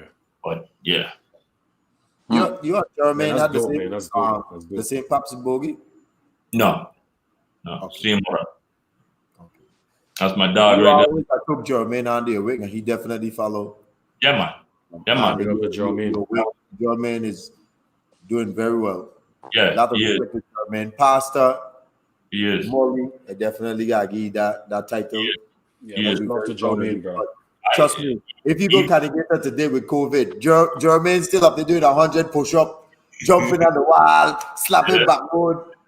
That's all. I did all the day. He was telling me, go, he will play me one-on-one. I said, Jermaine, let me tell you something, bass. That's how he was, and it's crazy because rewind back, and this is, man, hey, my brother, my oldest brother, I gotta give respect to somebody. So when my mother passed, man, like I have no doubt in my mind that man could have go off and did amazing things, whether it's basketball or hands-wise, whatever. But when my mother passed, this man, I respect you for that. This man put everything, every dream he had on the backbone. And that man raised Jermaine. That man helped raise me. You know what I'm saying? He put every dream he had, he threw that fetch away and he took over for my mother. You know what I'm saying? And that man raised Jermaine. Y'all see what Jermaine doing now. You know what I'm saying? Yeah. The man, he used to talk to me and let me know, you know what I'm saying? Just give me life, you know what I'm saying? Life advice, you know what I mean? And how to approach different stuff, Because he had certain times, like I used to come to eat and I'd be vexed, you know what I'm saying? Because, whether it is I needed to do something in a game or whatever, and, or I didn't get a pass or whatever the case may be. And the man would tell me, like, look, like, just be in there. Get your rebound and put the ball back up. What you mad for? Can't be mad. And it's a lot of stuff like that this man used to, like, tell me and, like, just make me, like not lose my concentration. You see what I'm saying? Like, cause listen, this man used to be the best teammate. You could don't pass this man 10 times down the court, and he said, "That's all right. They're gonna work for my own." Everything. Yeah. You know what I'm saying? And I picked that up after him.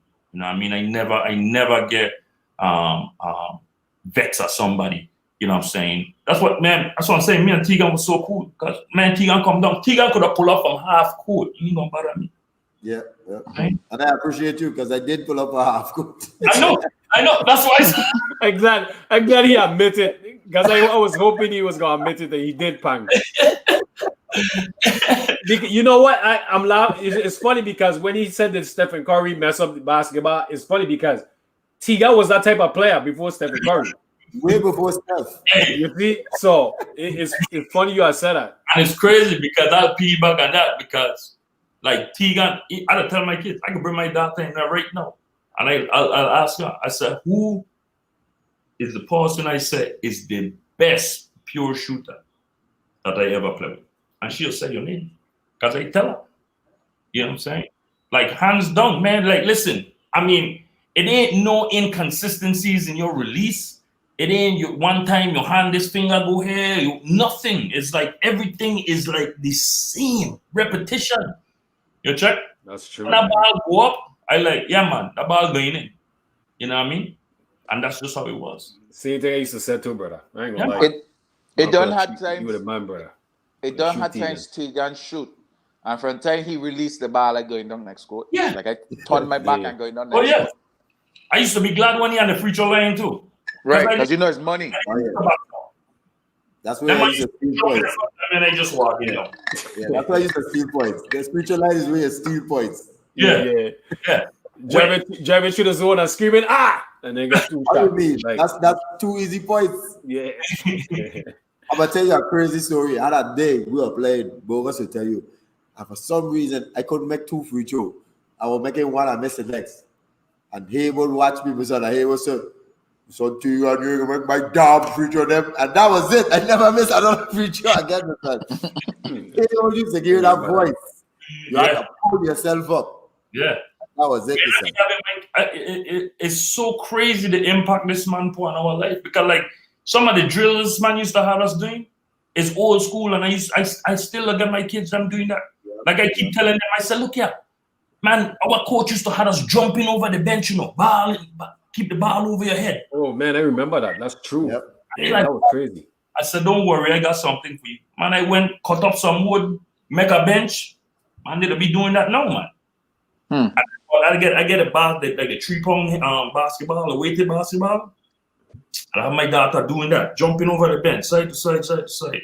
And then when she done, same thing Mark used to have us doing against the backboard. When you tap the ball off the backboard and jump and you're just tapping it back up. Yeah. I have her doing that with the weighted basketball. And then the last one she laid up. I tell her when we were doing it, the big man, then we tap the backboard with the ball. And then the last one we got dunk it. Got dunk it, yeah. Check. And I got give you a little props for this, Bogus, because a lot of man know. You used to put on the weight vest. Yeah. That's how strong you was. Yeah. He had a weighted vest. That's true. Yeah, you used to practice with a weighted vest. Run with a weighted vest. Yeah, that's true. That's true. Like, Jesus Christ. You That's true. Who got best with you? I'm strong. That's true. I forget all about that. That's true. My son, I used to be jumping out the gym, my son. Jumping out. I used to come to practice and Mark like, yeah, the weighted vest over there. It's Ivy, cool. And you put it on, strap it up, my son. Let's go. I used to have a couple times I play like whole court with a weighted vest on. Yeah. Yep. It was crazy. That is true. Was really a strong dude, my son. I must admit. Definitely. Yeah, he was by far the strongest on our team. He and Deuce. Maybe Dawa. Deuce is my dad. Even when I went, Deuce was definitely the bongs on the team. Yeah. Deuce was the player. Deuce doesn't have out man with screen. I was about to say, Deuce used to beg Mac just to go in the game so he could let somebody up. Just so he could let some. Like whenever he feel like we getting punked on the court, Mac, put me in, son, please. Yeah. Let me just lay somebody up. Hey, just how you had the hand, he'll get up off the bench and he'll be like, please put me in. And Deuce can knock somebody up. Right? Deuce is my dog, man. Like, when I went and see my son, but me and Deuce, me and Deuce were like, you couldn't separate us. Me and Deuce get an apartment off base together, my son. Man, we used to do some crazy stuff. Hey, thank God I went in the military, my son. Me and Deuce, boy, we. Let me ask you a question. When I went after school, it was just me and Tegan, Frenchie, Flight came a year after, but it was just me, Tegan, and Frenchie. How was it going to Liebert St. Croix? But it seemed like half of the Barracudas team went to North Carolina. All I went to like the same place. It was like love. Yeah, that's true. It was love. And it was like real talk.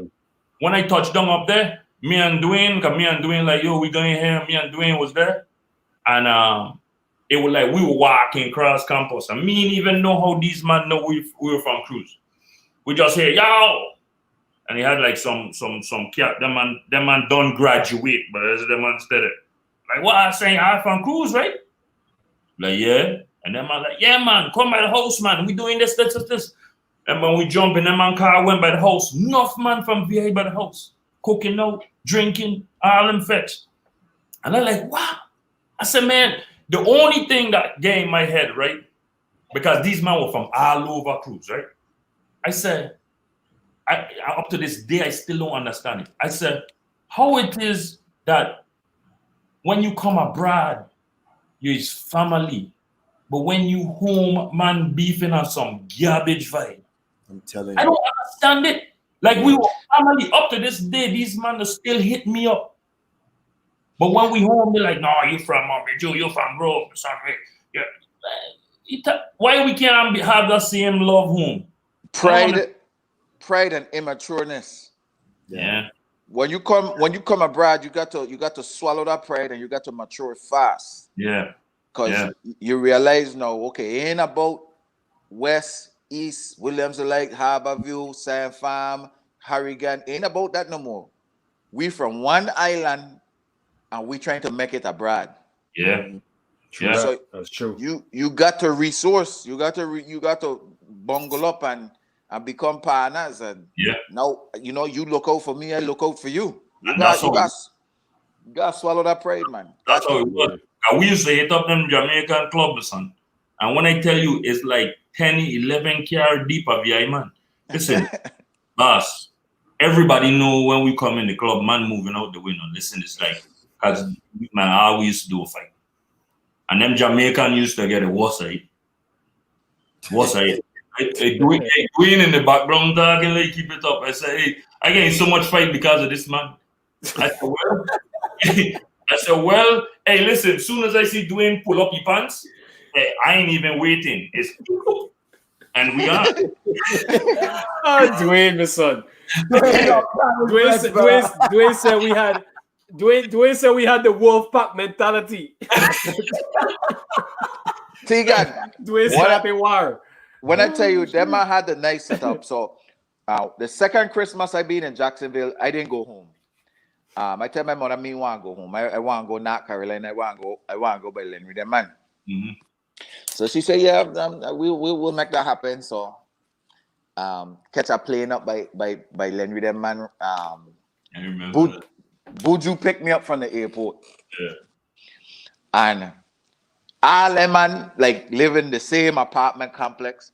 All them man walk the same job. The only person that lived someplace different was Gary. Gary, I live with the girl. Yeah. But all them man walk on the airport. I don't think Gary walking on the airport thing. I think Gary has started his little promoted thing at that time there too.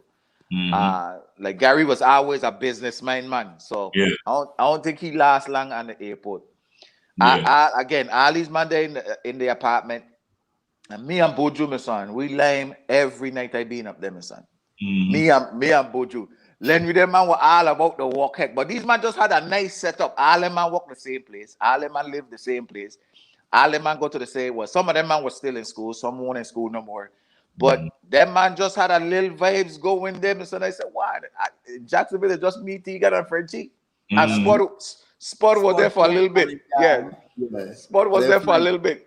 And then Flake came up. But that was it. That was and these man get half the team. All up there. That was the vibes, brother. That's crazy. That's crazy. Yeah. It was man, we used to have cookout. I mean, it was just a good vibe, man. Good vibe. And that's why I said just away from home. Yeah, man. Real talk. Real talk. It was. It was. Man. Man, this man, who's this man? Who this man talking about? Right? No. All I know, fireworks happening in Plum. Fireworks happening in Plum. We ain't gotta get into it though. Yeah. We ain't gotta get into it, Bogus. We gonna let that slide. You know. So that's an after dark special right there. Yeah. So man, in our top 5 because we're hitting that mark. Remember, No, you go ahead, T. I got it. No, go ahead. You good? So Bogus, I know you don't watch most of the shows, so it's self-explanatory. But your top 5 are VI, top 5 NBA. Obviously, if you did have any one of us inside your top 5, we appreciate it. But you can't name us.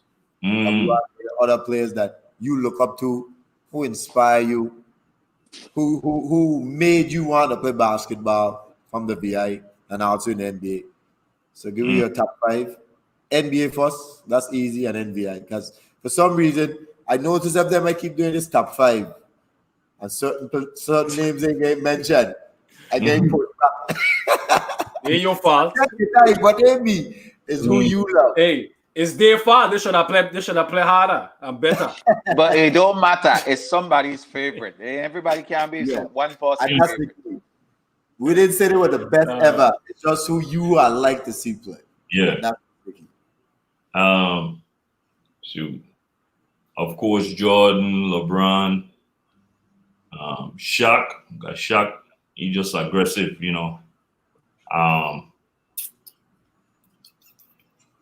Allen Iverson. I think you're the first person I say Allen Iverson. Yeah. So far. You're the first person I say Allen Iverson. So good for you. And then Pippen. Nice. Nice. Yeah. Nice. I always used to want everybody want to be like Jordan. Some of you I always want to be like Pippen. That's why I wanted 33, and I always wanted to be like Pippen. You know what I mean? It was just something. The man was just he did everything. Yeah, I'm glad you said that, because we got somebody in the panel who believe Jordan did everything and nobody else did nothing. we got 2 people on the panel who believe that. I think I don't know, like just and them man needed each other, like real talk. Them man really needed each other.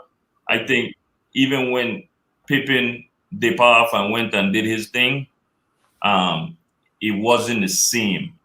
And it wasn't because he wasn't like a good player. It was because him and Jordan match up so well. Yes. You know what I'm saying? And it kind of reminded me like me and Tegan, we just match up so well. I never played with nobody as good as I played with Tegan. Never. You know what I'm saying? And he just did everything. Pippen was just a beast. And then what sealed it off for me was when he had dunk and you win that 1 year and push it up and step on it. That's something I will do. I just yeah. That was crazy. For all the basketball people, I don't want to hear nobody comparing Kawhi Leonard and Paul George with Michael Jordan and Pippen ever again. Never. What's going on here? What's going on? Never. That's the comparison they were giving Kawhi Leonard and Paul George. Like they're gonna be the next Scottie Pippen and Jordan. Oh, okay, I got you. Yeah. Okay. Paul what? Playoff Pete. Whatever he did be. Never get rid of it. He ain't never been the same since he had break his leg. Yeah, he's just been. Oof. This year was a disaster. I never thought that I'd see him on the court again. Playoff Pete. That was brutal. Yeah. So give me a top 5 VI and kind of give me a little, for the people who don't know the names, a little summary of the game and what you like about them, why they gravitate to you. Zoro, of course. That man was just unstoppable. The man was like silk. Like it wasn't no. When somebody playing, like you see somebody playing hard, you could physically see them trying to like move hard, and he was just gliding, dude. Like, and it was effortless. You know what I'm saying? Yeah. I really like to see that man play, man. You know what I'm saying? I wish I was able to play against him more, because even though he was still terrorizing, the way I look at it is like the man and just make me better. I would actually like to play with him to see like his work ethic. You know what I'm saying? How he prep. You know what I mean? All that stuff. Mark, of course. Mark just, Mac just tap off like, Mac could tell you, hey, if you don't foul that man, son. Hey, you ain't no on one of me. Mac play, hey, his heart out, son. The man, hey, well, I ain't see no blood, and ain't no foul, son.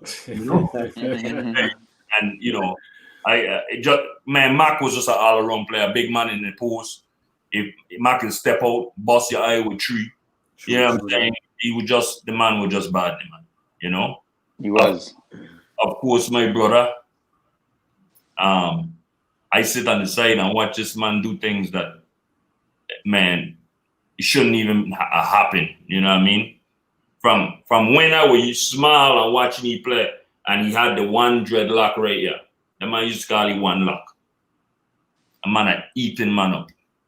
Then he became Superman. Then he became Dagger Man, Slice. A man had all type of nickname because his game. You know what I mean? And just out of the respect that this man put all his stuff on backbone.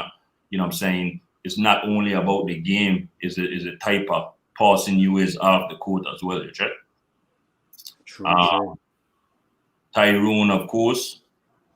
Multiple times I went Shabbat to play, and while I waiting to play, I just watching this man fly up and down the court.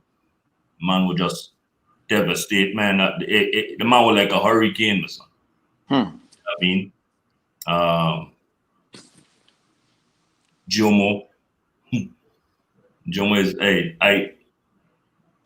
Jomo had a lot to do with just me on and off the court, whether he believed it or not. You know what I'm saying? I don't know if you had noticed, but Jomo had a lot to do with me on and off the court. I had look up to Jomo. Me and Jomo were cool. Jomo used to look out for me. I used to look out for Jomo. This is like off the topic. When I say off the court, I remember Elena, all them paprika from Princess that come in Elena and start messing with me, my son. Listen, that was the wrong thing, my son. Man, it would all the women, son, trash these man out, my son. Hey, Jomo, you think my hand big? Jomo hand. No, your hand's still bigger. Hey, I don't know, son. Hey, but Jomo had my back, son. You know what I'm saying? And just watching this man when he go on the court and operate, man, it was just, he played aggressive. The man just was fast. He played fast. You know what I'm saying? He just had an all-around game. You know what I mean? And then when he dip off, I still used to try and follow. You're a little difficult, but he went away to play high school. But Jomo, of course. And then that's 4. That's 5. That was 5, actually. But I got one more to one. I got 6 one. man. I just 6 man. Yeah. I got one more in there. And this is debatable, because I would have said him earlier too, but Sunil, of course. Yeah. Sunil, of course. I love the list. Everybody in the list, I love them. Yeah. Sunil was a smooth operator. Sunil is so perfect that you call it, because Sunil work ethic was just. Yeah. I've never seen nobody walk like Sunil, man. And that man ain't had an ounce of body fat on him, son. Yeah.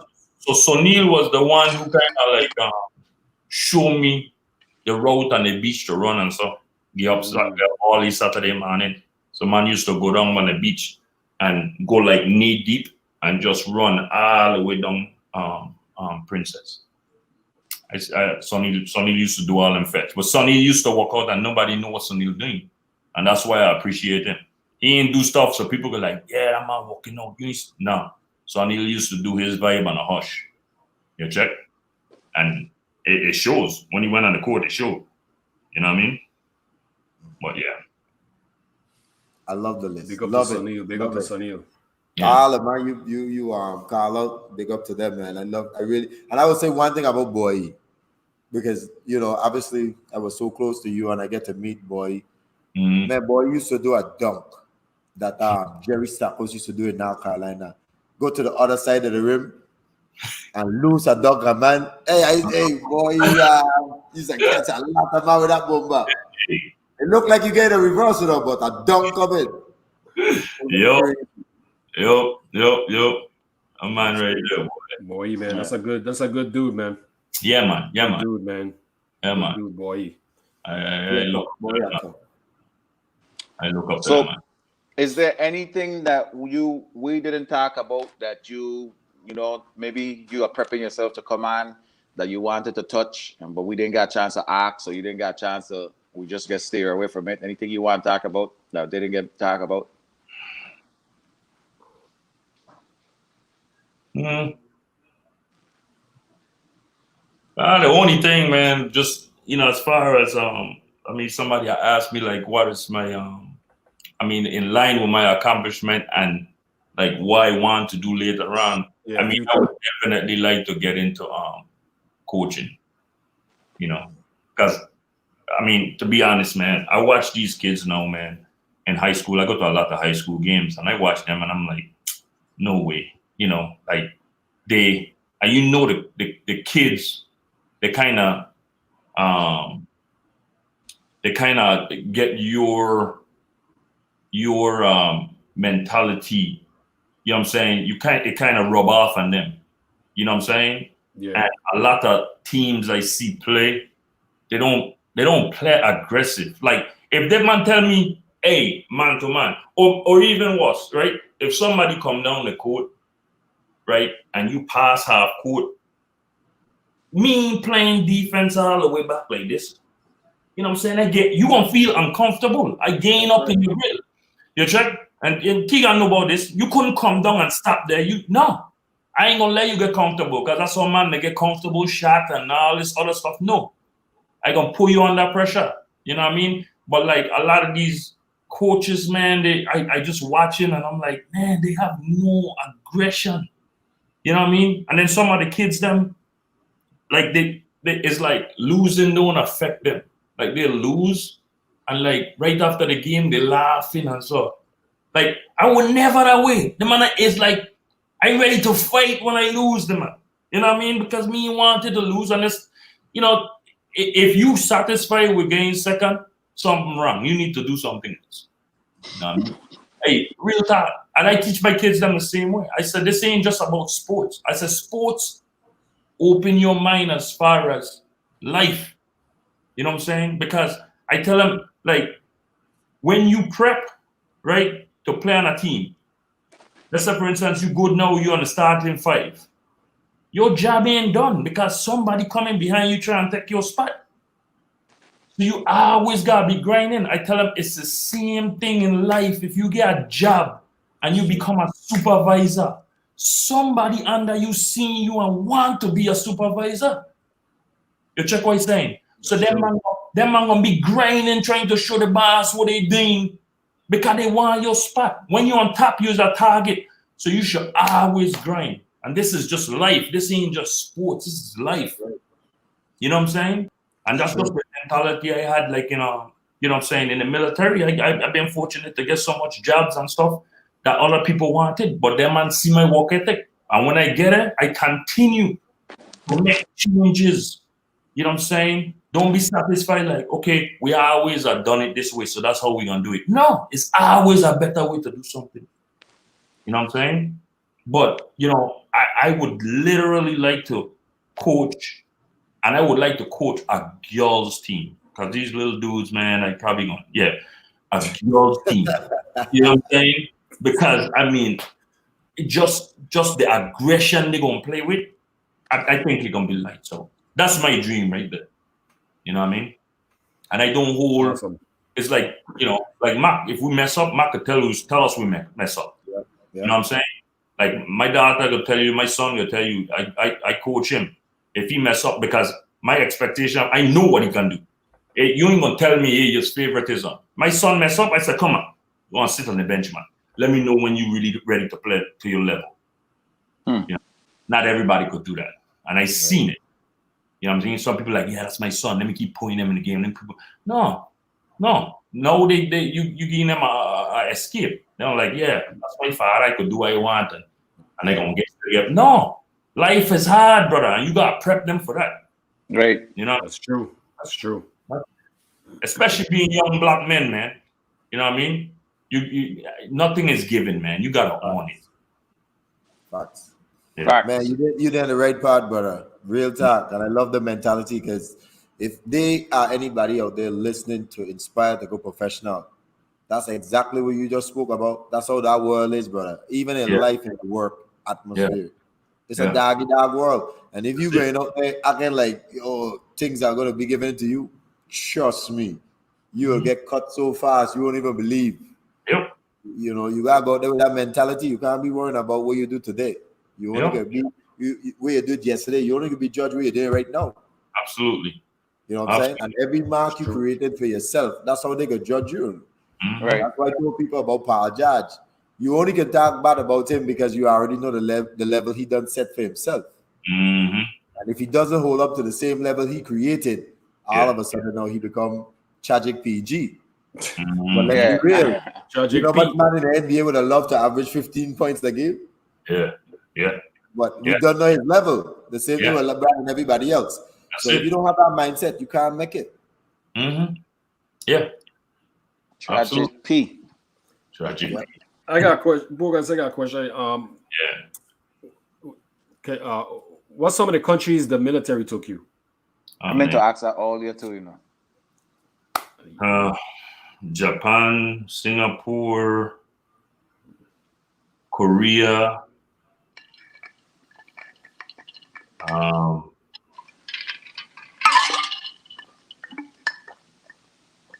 Malaysia,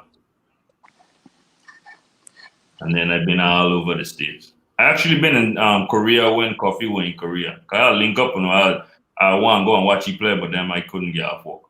Wow, that would have been good. Crazy. Yeah, man, that would have been nice, man. That would have been crazy. Coffee would have planned a show for you. Yeah, you were, that's true. You were in Seoul, and I used to be all hanging out all in Seoul and so, you know. Yeah. How was Japan? You see any Godzilla over there? Or that's just a lie. Dude, they look at me like I was Godzilla. Man, them little kids, them man don't care. You know, kids ain't gonna feel down on you. So you in the bus and son, the kids just staring at you. Wow. You. And I asking them, man, like, why this man watching me like that? What? They're like, dude, man, you see how big you is? Look at how small these people is here. So well, sure. You know what I'm saying? But yeah, Japan were cool. You know, you got like the countryside of Japan. Them man real like it's kind of like, you know, in the States, around hospitality, them man will talk to you and all them stuff. But you start going into like big time the Tokyo and stuff like that. Like I remember I was trying to renew my passport or whatever, and I was in Tokyo, and I was walking around. I couldn't find the embassy, and I walk up to this lady. I was like, "Hey, you trying to find her?" So she watched me like I was the stinkiest dude on earth or something. Wow. Man, listen. I like, hey, listen, real talk. Hey, and you know me. As soon as she do that, I said, well, get your mother.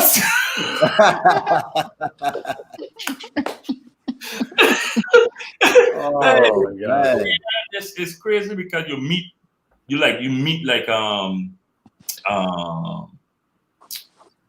meet people there who from there, and they kind of teach you like how they look at black people. Some of them, especially in them areas, they look at black people and stuff. Like they call like the N-word. They got their N-word for we Naga. Wow, I didn't know that. It's crazy, man. A lot of people don't think like outside the box, but I don't look at stuff like just for face value. I try and dig deeper, and it's crazy that all it is TV. How they stereotype us on TV. That's what these guys going after. Because we really sit there and talk to one of them, and they're like, yeah, when we see you know, black people, all there is rappers and they shooting people, and what? You see that? It's crazy. Crazy. Yeah, man. It's crazy. Japan tomorrow, because I see them as Japan Balzi too. For some of the viewers, what branch of the military you in? Air Force. I know somebody just asked me about football. I play That's German. Yeah, I play semi-pro football when I went in Japan. Okay. Them man see me and them are like, dude, you too big, dog. You gotta come out. I said, bro, I don't play football, man. They're like, man, you gotta come out. And then when I went out there, man, I played defensive end. Oh gosh. Like so. And man said, "Dad, you say you never played football." I said, "Dude, I just athletic. You telling me go and get a quarterback and they gonna knock your head off. That's it is what it is." Perfect position for you, brother.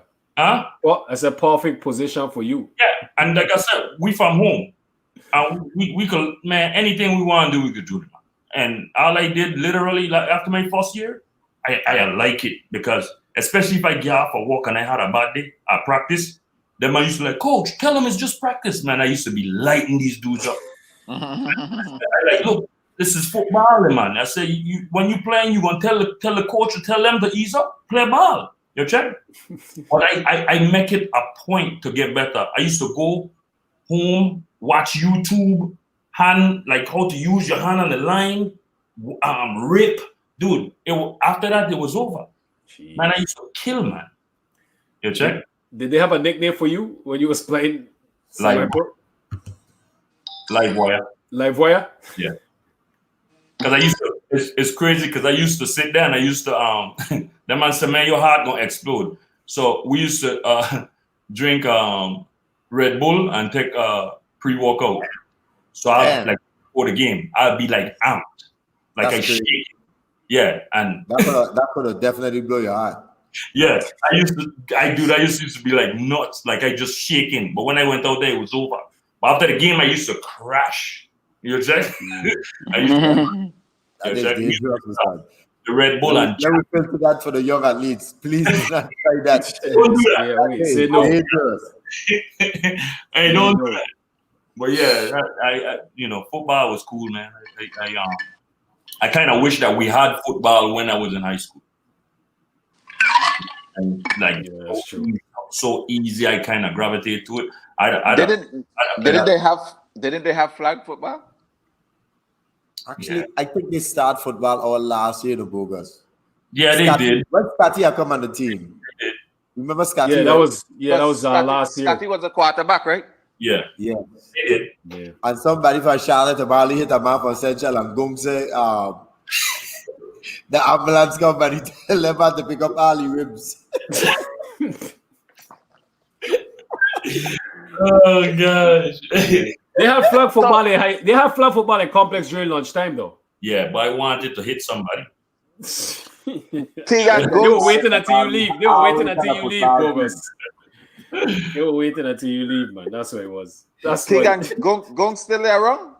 Yeah, man. Yeah, man. Gong's holding that, man. When I get a chance, make sure I give you a call. I can text your number. Yeah. But much love to Gong, man. He would definitely check on you, you know. Yeah.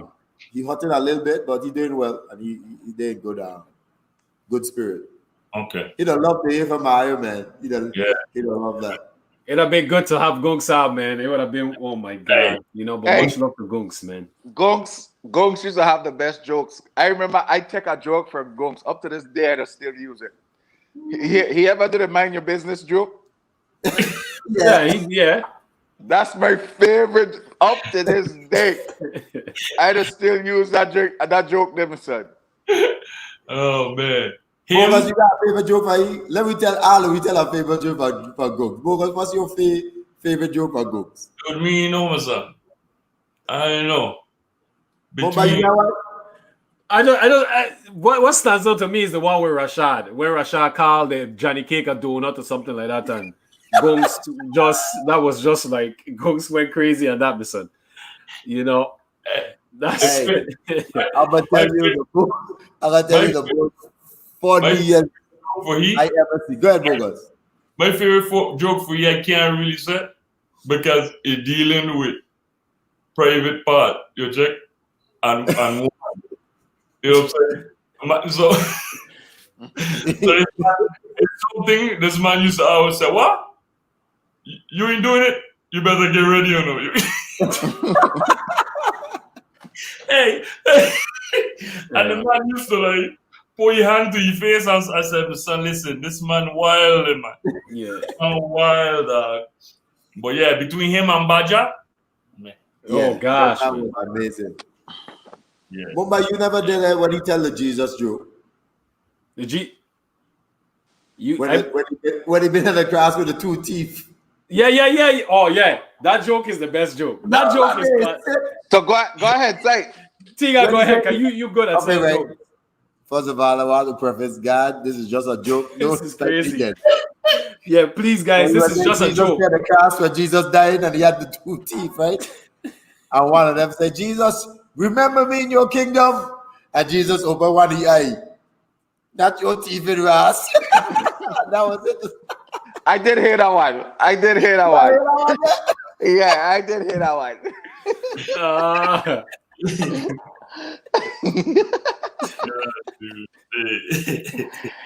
Hey, and Gooks is serious when he tell them joking. Man, Yeah. I wish I could remember all his jokes, my son. This man is crazy, my son. My boy said, remember me in the kingdom when you reach. Not your teeth. So, Good. Bogus, Bogus, I remember what you said about T2. I remember that. I remember that Because too. he used to And we come and can't tell ask me that that. one. He usually come and ask me that all of this. So Pang, you into that? Hey, Boy, what big up, Kami, big up, Kami, big up. You bastard. you remember the boat? He said, "Gotta make it jump out the boat." Which one that be? The same thing we talking about. He used to say, "Yeah, man, you gonna make that little head come out the boat." No man, I got to hear that fully, man. We can't say. We can't say that Facebook because Facebook. The man a wild, man. He said, Man, "Yeah, man, crazy. oh, just make that little sailor pop out."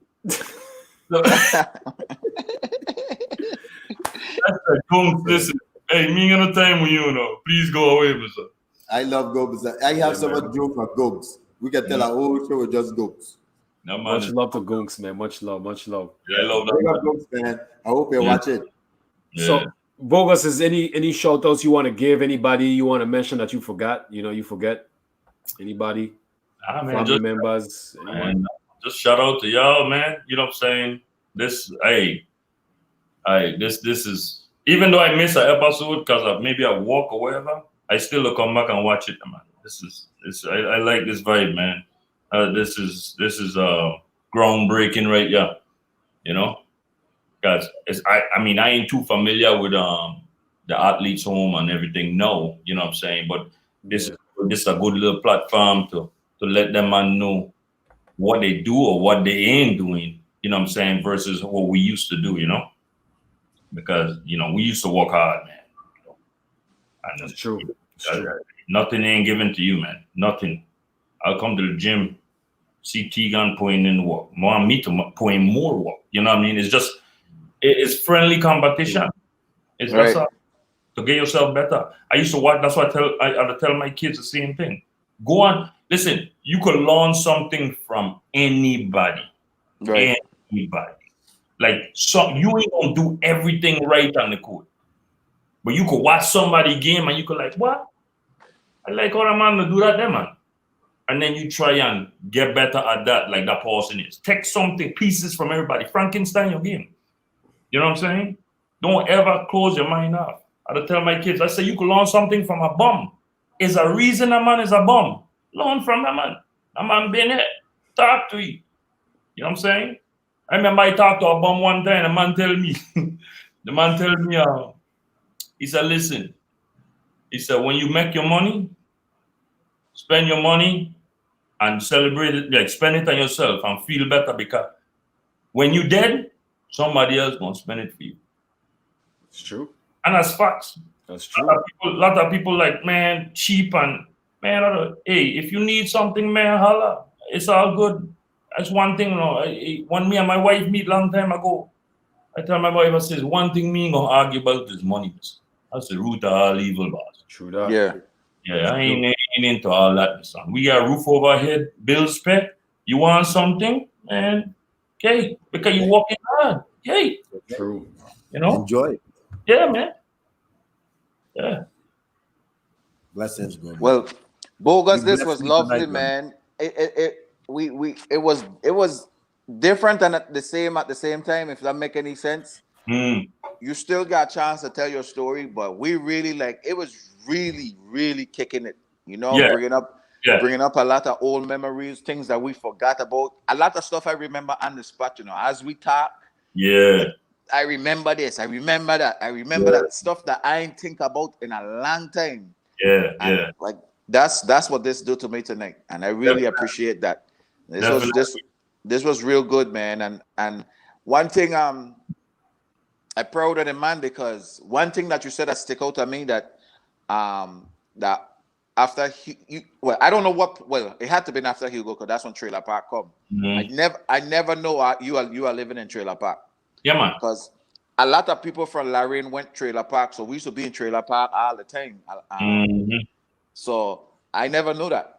Yeah. And that's I'm glad you shared that with us today, because Yeah. that had to been tough.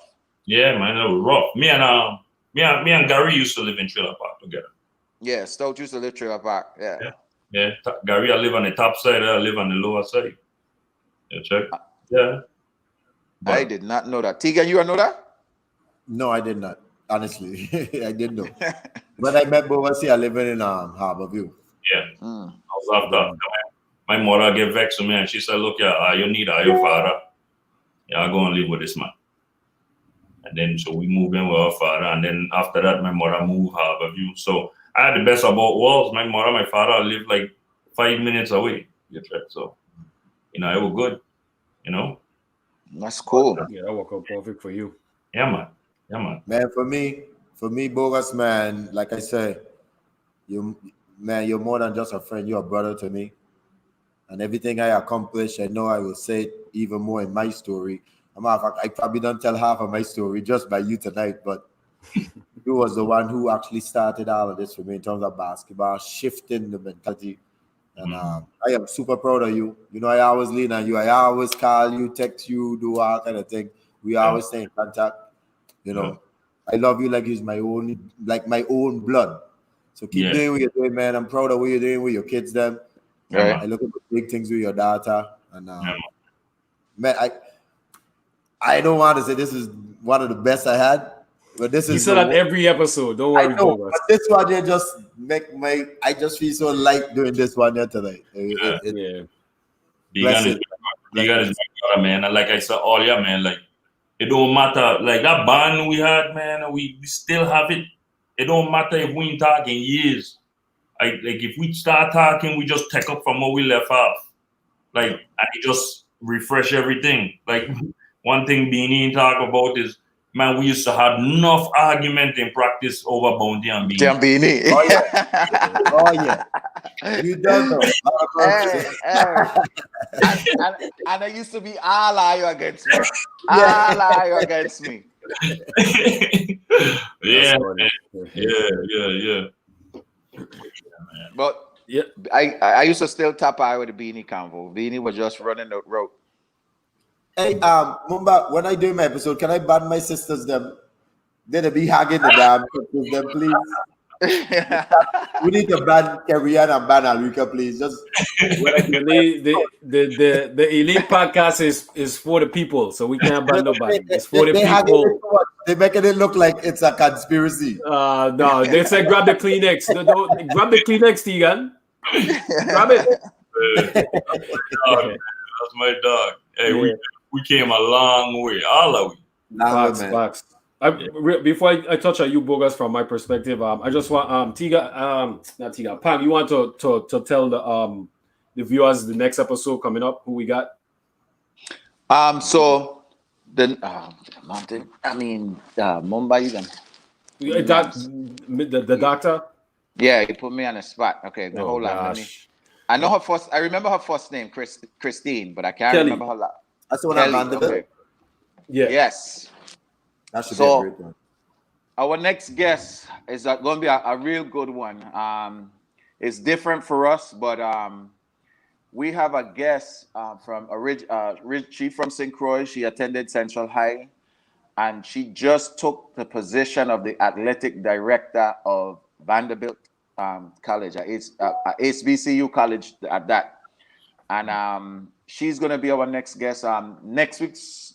This Wednesday, right? Wednesday 7. Yeah, Wednesday 7, the 30th at 7:00, and I'm looking forward for this story. I got this. She was put on to me by Janae James and Senator James' daughter, former Senator James' daughter, and they had a little article with her, and she just seems like she had a great route to where she's at now, and I think her story will be real good. And so she is Christine Kelly, of Virgin Island own.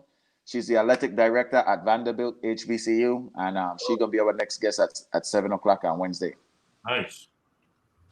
Yeah, man. So looking forward to that. Real quick too, if anybody that played for Genix, make sure you guys send, what team you play for to Zora if you have a before and after picture, like back in the days in Little League or Senior League, etc. Send it to Zora. They're doing a nice tribute for Genix, so make sure you guys hit Zora up as well too for the viewers that's watching. For me, Zora. For me, Bogus, man. I met you in high school. We played 1 year together. We played with Guidance in the Shabbat League. We spanked Spot and all them teams up in Shabbat. We touch on that ball. So Spot, you talking all that crap. You can't stop us. But I only pretty much, I spent 1 year, 1 year with Bogus, man, and I had a lot of respect for him. Everybody in the team had respect for Tegan. Like I said, I looked up to them and I went after them, and I think they respected me. They inspired me. They made me a better athlete. I'm saying? They prepared me for the future. They inspired me. And I think that I think me being so tough and stuff like that, I think that stood out to Bogus. And we just had this good, cool friendship. It was like a big brother, little brother type stuff. I mean, we don't talk every day or anything like that, but it was just that mutual respect for the love of the game, the hunger of the game, respecting the game, me just showing respect to him, as an individual, as a teammate and stuff like that, man. So, I was just happy to get a chance to really hear your story from the ground up, just because I only had 1 year with you. I know Pangatiga have a more deeper connection with you, but, just to hear your story and, like you touch on your brother, Boy, he was a good dude. He was always around, man. He cool, man. He was a nice person, man. Yeah, from my eyes, you show love to everybody, man. And it was just somebody you could just go and talk to, man. And even Boy used to give me confidence. You know what I'm saying? So, like, I just appreciate, man. I appreciate everything you did, man. A lot of people don't talk about you in the VI, but that's the way it is, man. But you deserve your flowers, you deserve your props, you deserve the respect. You know what I'm saying? People don't realize how talented you was. You know what I'm saying? Like I think it was Pango Tigan said, man, you when I came, you had an outside shot, you had an inside shot, you used to take a charge, you was grabbing rebounds, you was hustling, you hold everybody accountable on the team. You motivated everybody. You established that demeanor, that toughness for the team. Yeah. You know what I'm saying? You demanded a lot, man. You demanded a lot. And even in practices, man, you made practices tough because you hold everybody accountable. You was ready to gain anybody face at any given time. You know what I'm saying? Anybody fall you hard in practice, you will letting them know, like, hey, okay, you want to play rough? We're going to play rough. Yeah. Like, you know what I'm saying? So, yeah, man. So, you inspire me a lot, just like all of the guests them on the panel, man. You know what I'm saying? So it was just amazing to hear your story. You dig deep. You touched on some personal stuff, with your dad and stuff like that.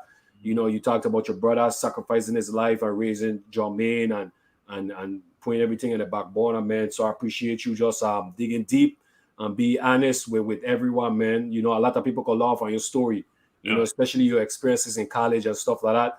And some of the mistakes you made, but hey, that's part of life, man. So I mean, I admire your story, man. I admire you as an individual, man. And some of the stuff you talk about, you could tell you came a long way. You talk about being humble, and that's important, man. So Bogus, man, I love you, my brother, man. I love you. Much love to you, and I just want to let you know that, man. You know what I'm saying? I love you too. Let me ask you a question, Bogus, before you go. One last question, man. Yeah. You never try out for like to sing in a boy band, like a group? No. That deep ass voice you get at? Hey, your ass, Pang to build everybody up, thinking you gonna ask a serious question. And then got that joke. This man, listen. Hey, Bogus had the deepest voice in school, my son. Man. Oh man, that's funny, boy. I remember. Hey. We used to be in practice.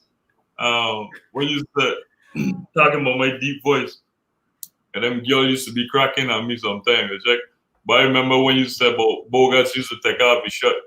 I remember I had multiple practice. He like, look here, don't take off your shirt enough because all of a sudden all these girls will come in the beaches and so just leave your shirt on them and we know. Yeah. That's why they always used to want to be skins. Remember we had to be skins and shorts? Right. Remember they always wanted to be skins. That's why. Bogus and Tegan and all them man showing off. So.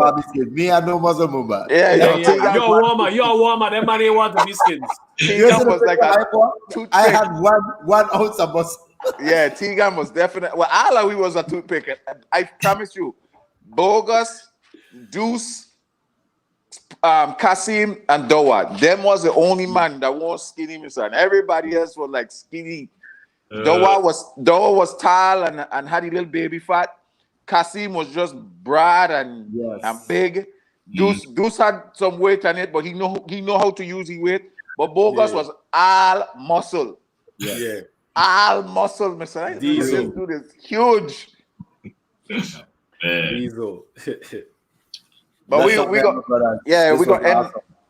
gonna end on that note then, man. Bogus, this was real good. Thank you for taking time out, and we're glad you didn't get sent off to was it Serbia, you said? Saudi Arabia. Saudi Arabia. Glad you didn't get sent off to that. You know, you're home with your family and you get to see your daughter play ball this year, and much luck and success to her for the school year, and we're looking forward to seeing she in the future, man, because she definitely got some skills. Yeah, man. Hey, and if I ever see anything or I get any advice from me, son, shoot it my way. I always open. That's the thing about me. I don't never act like I know everything. Right. We'll do. Grow them, you know what I mean?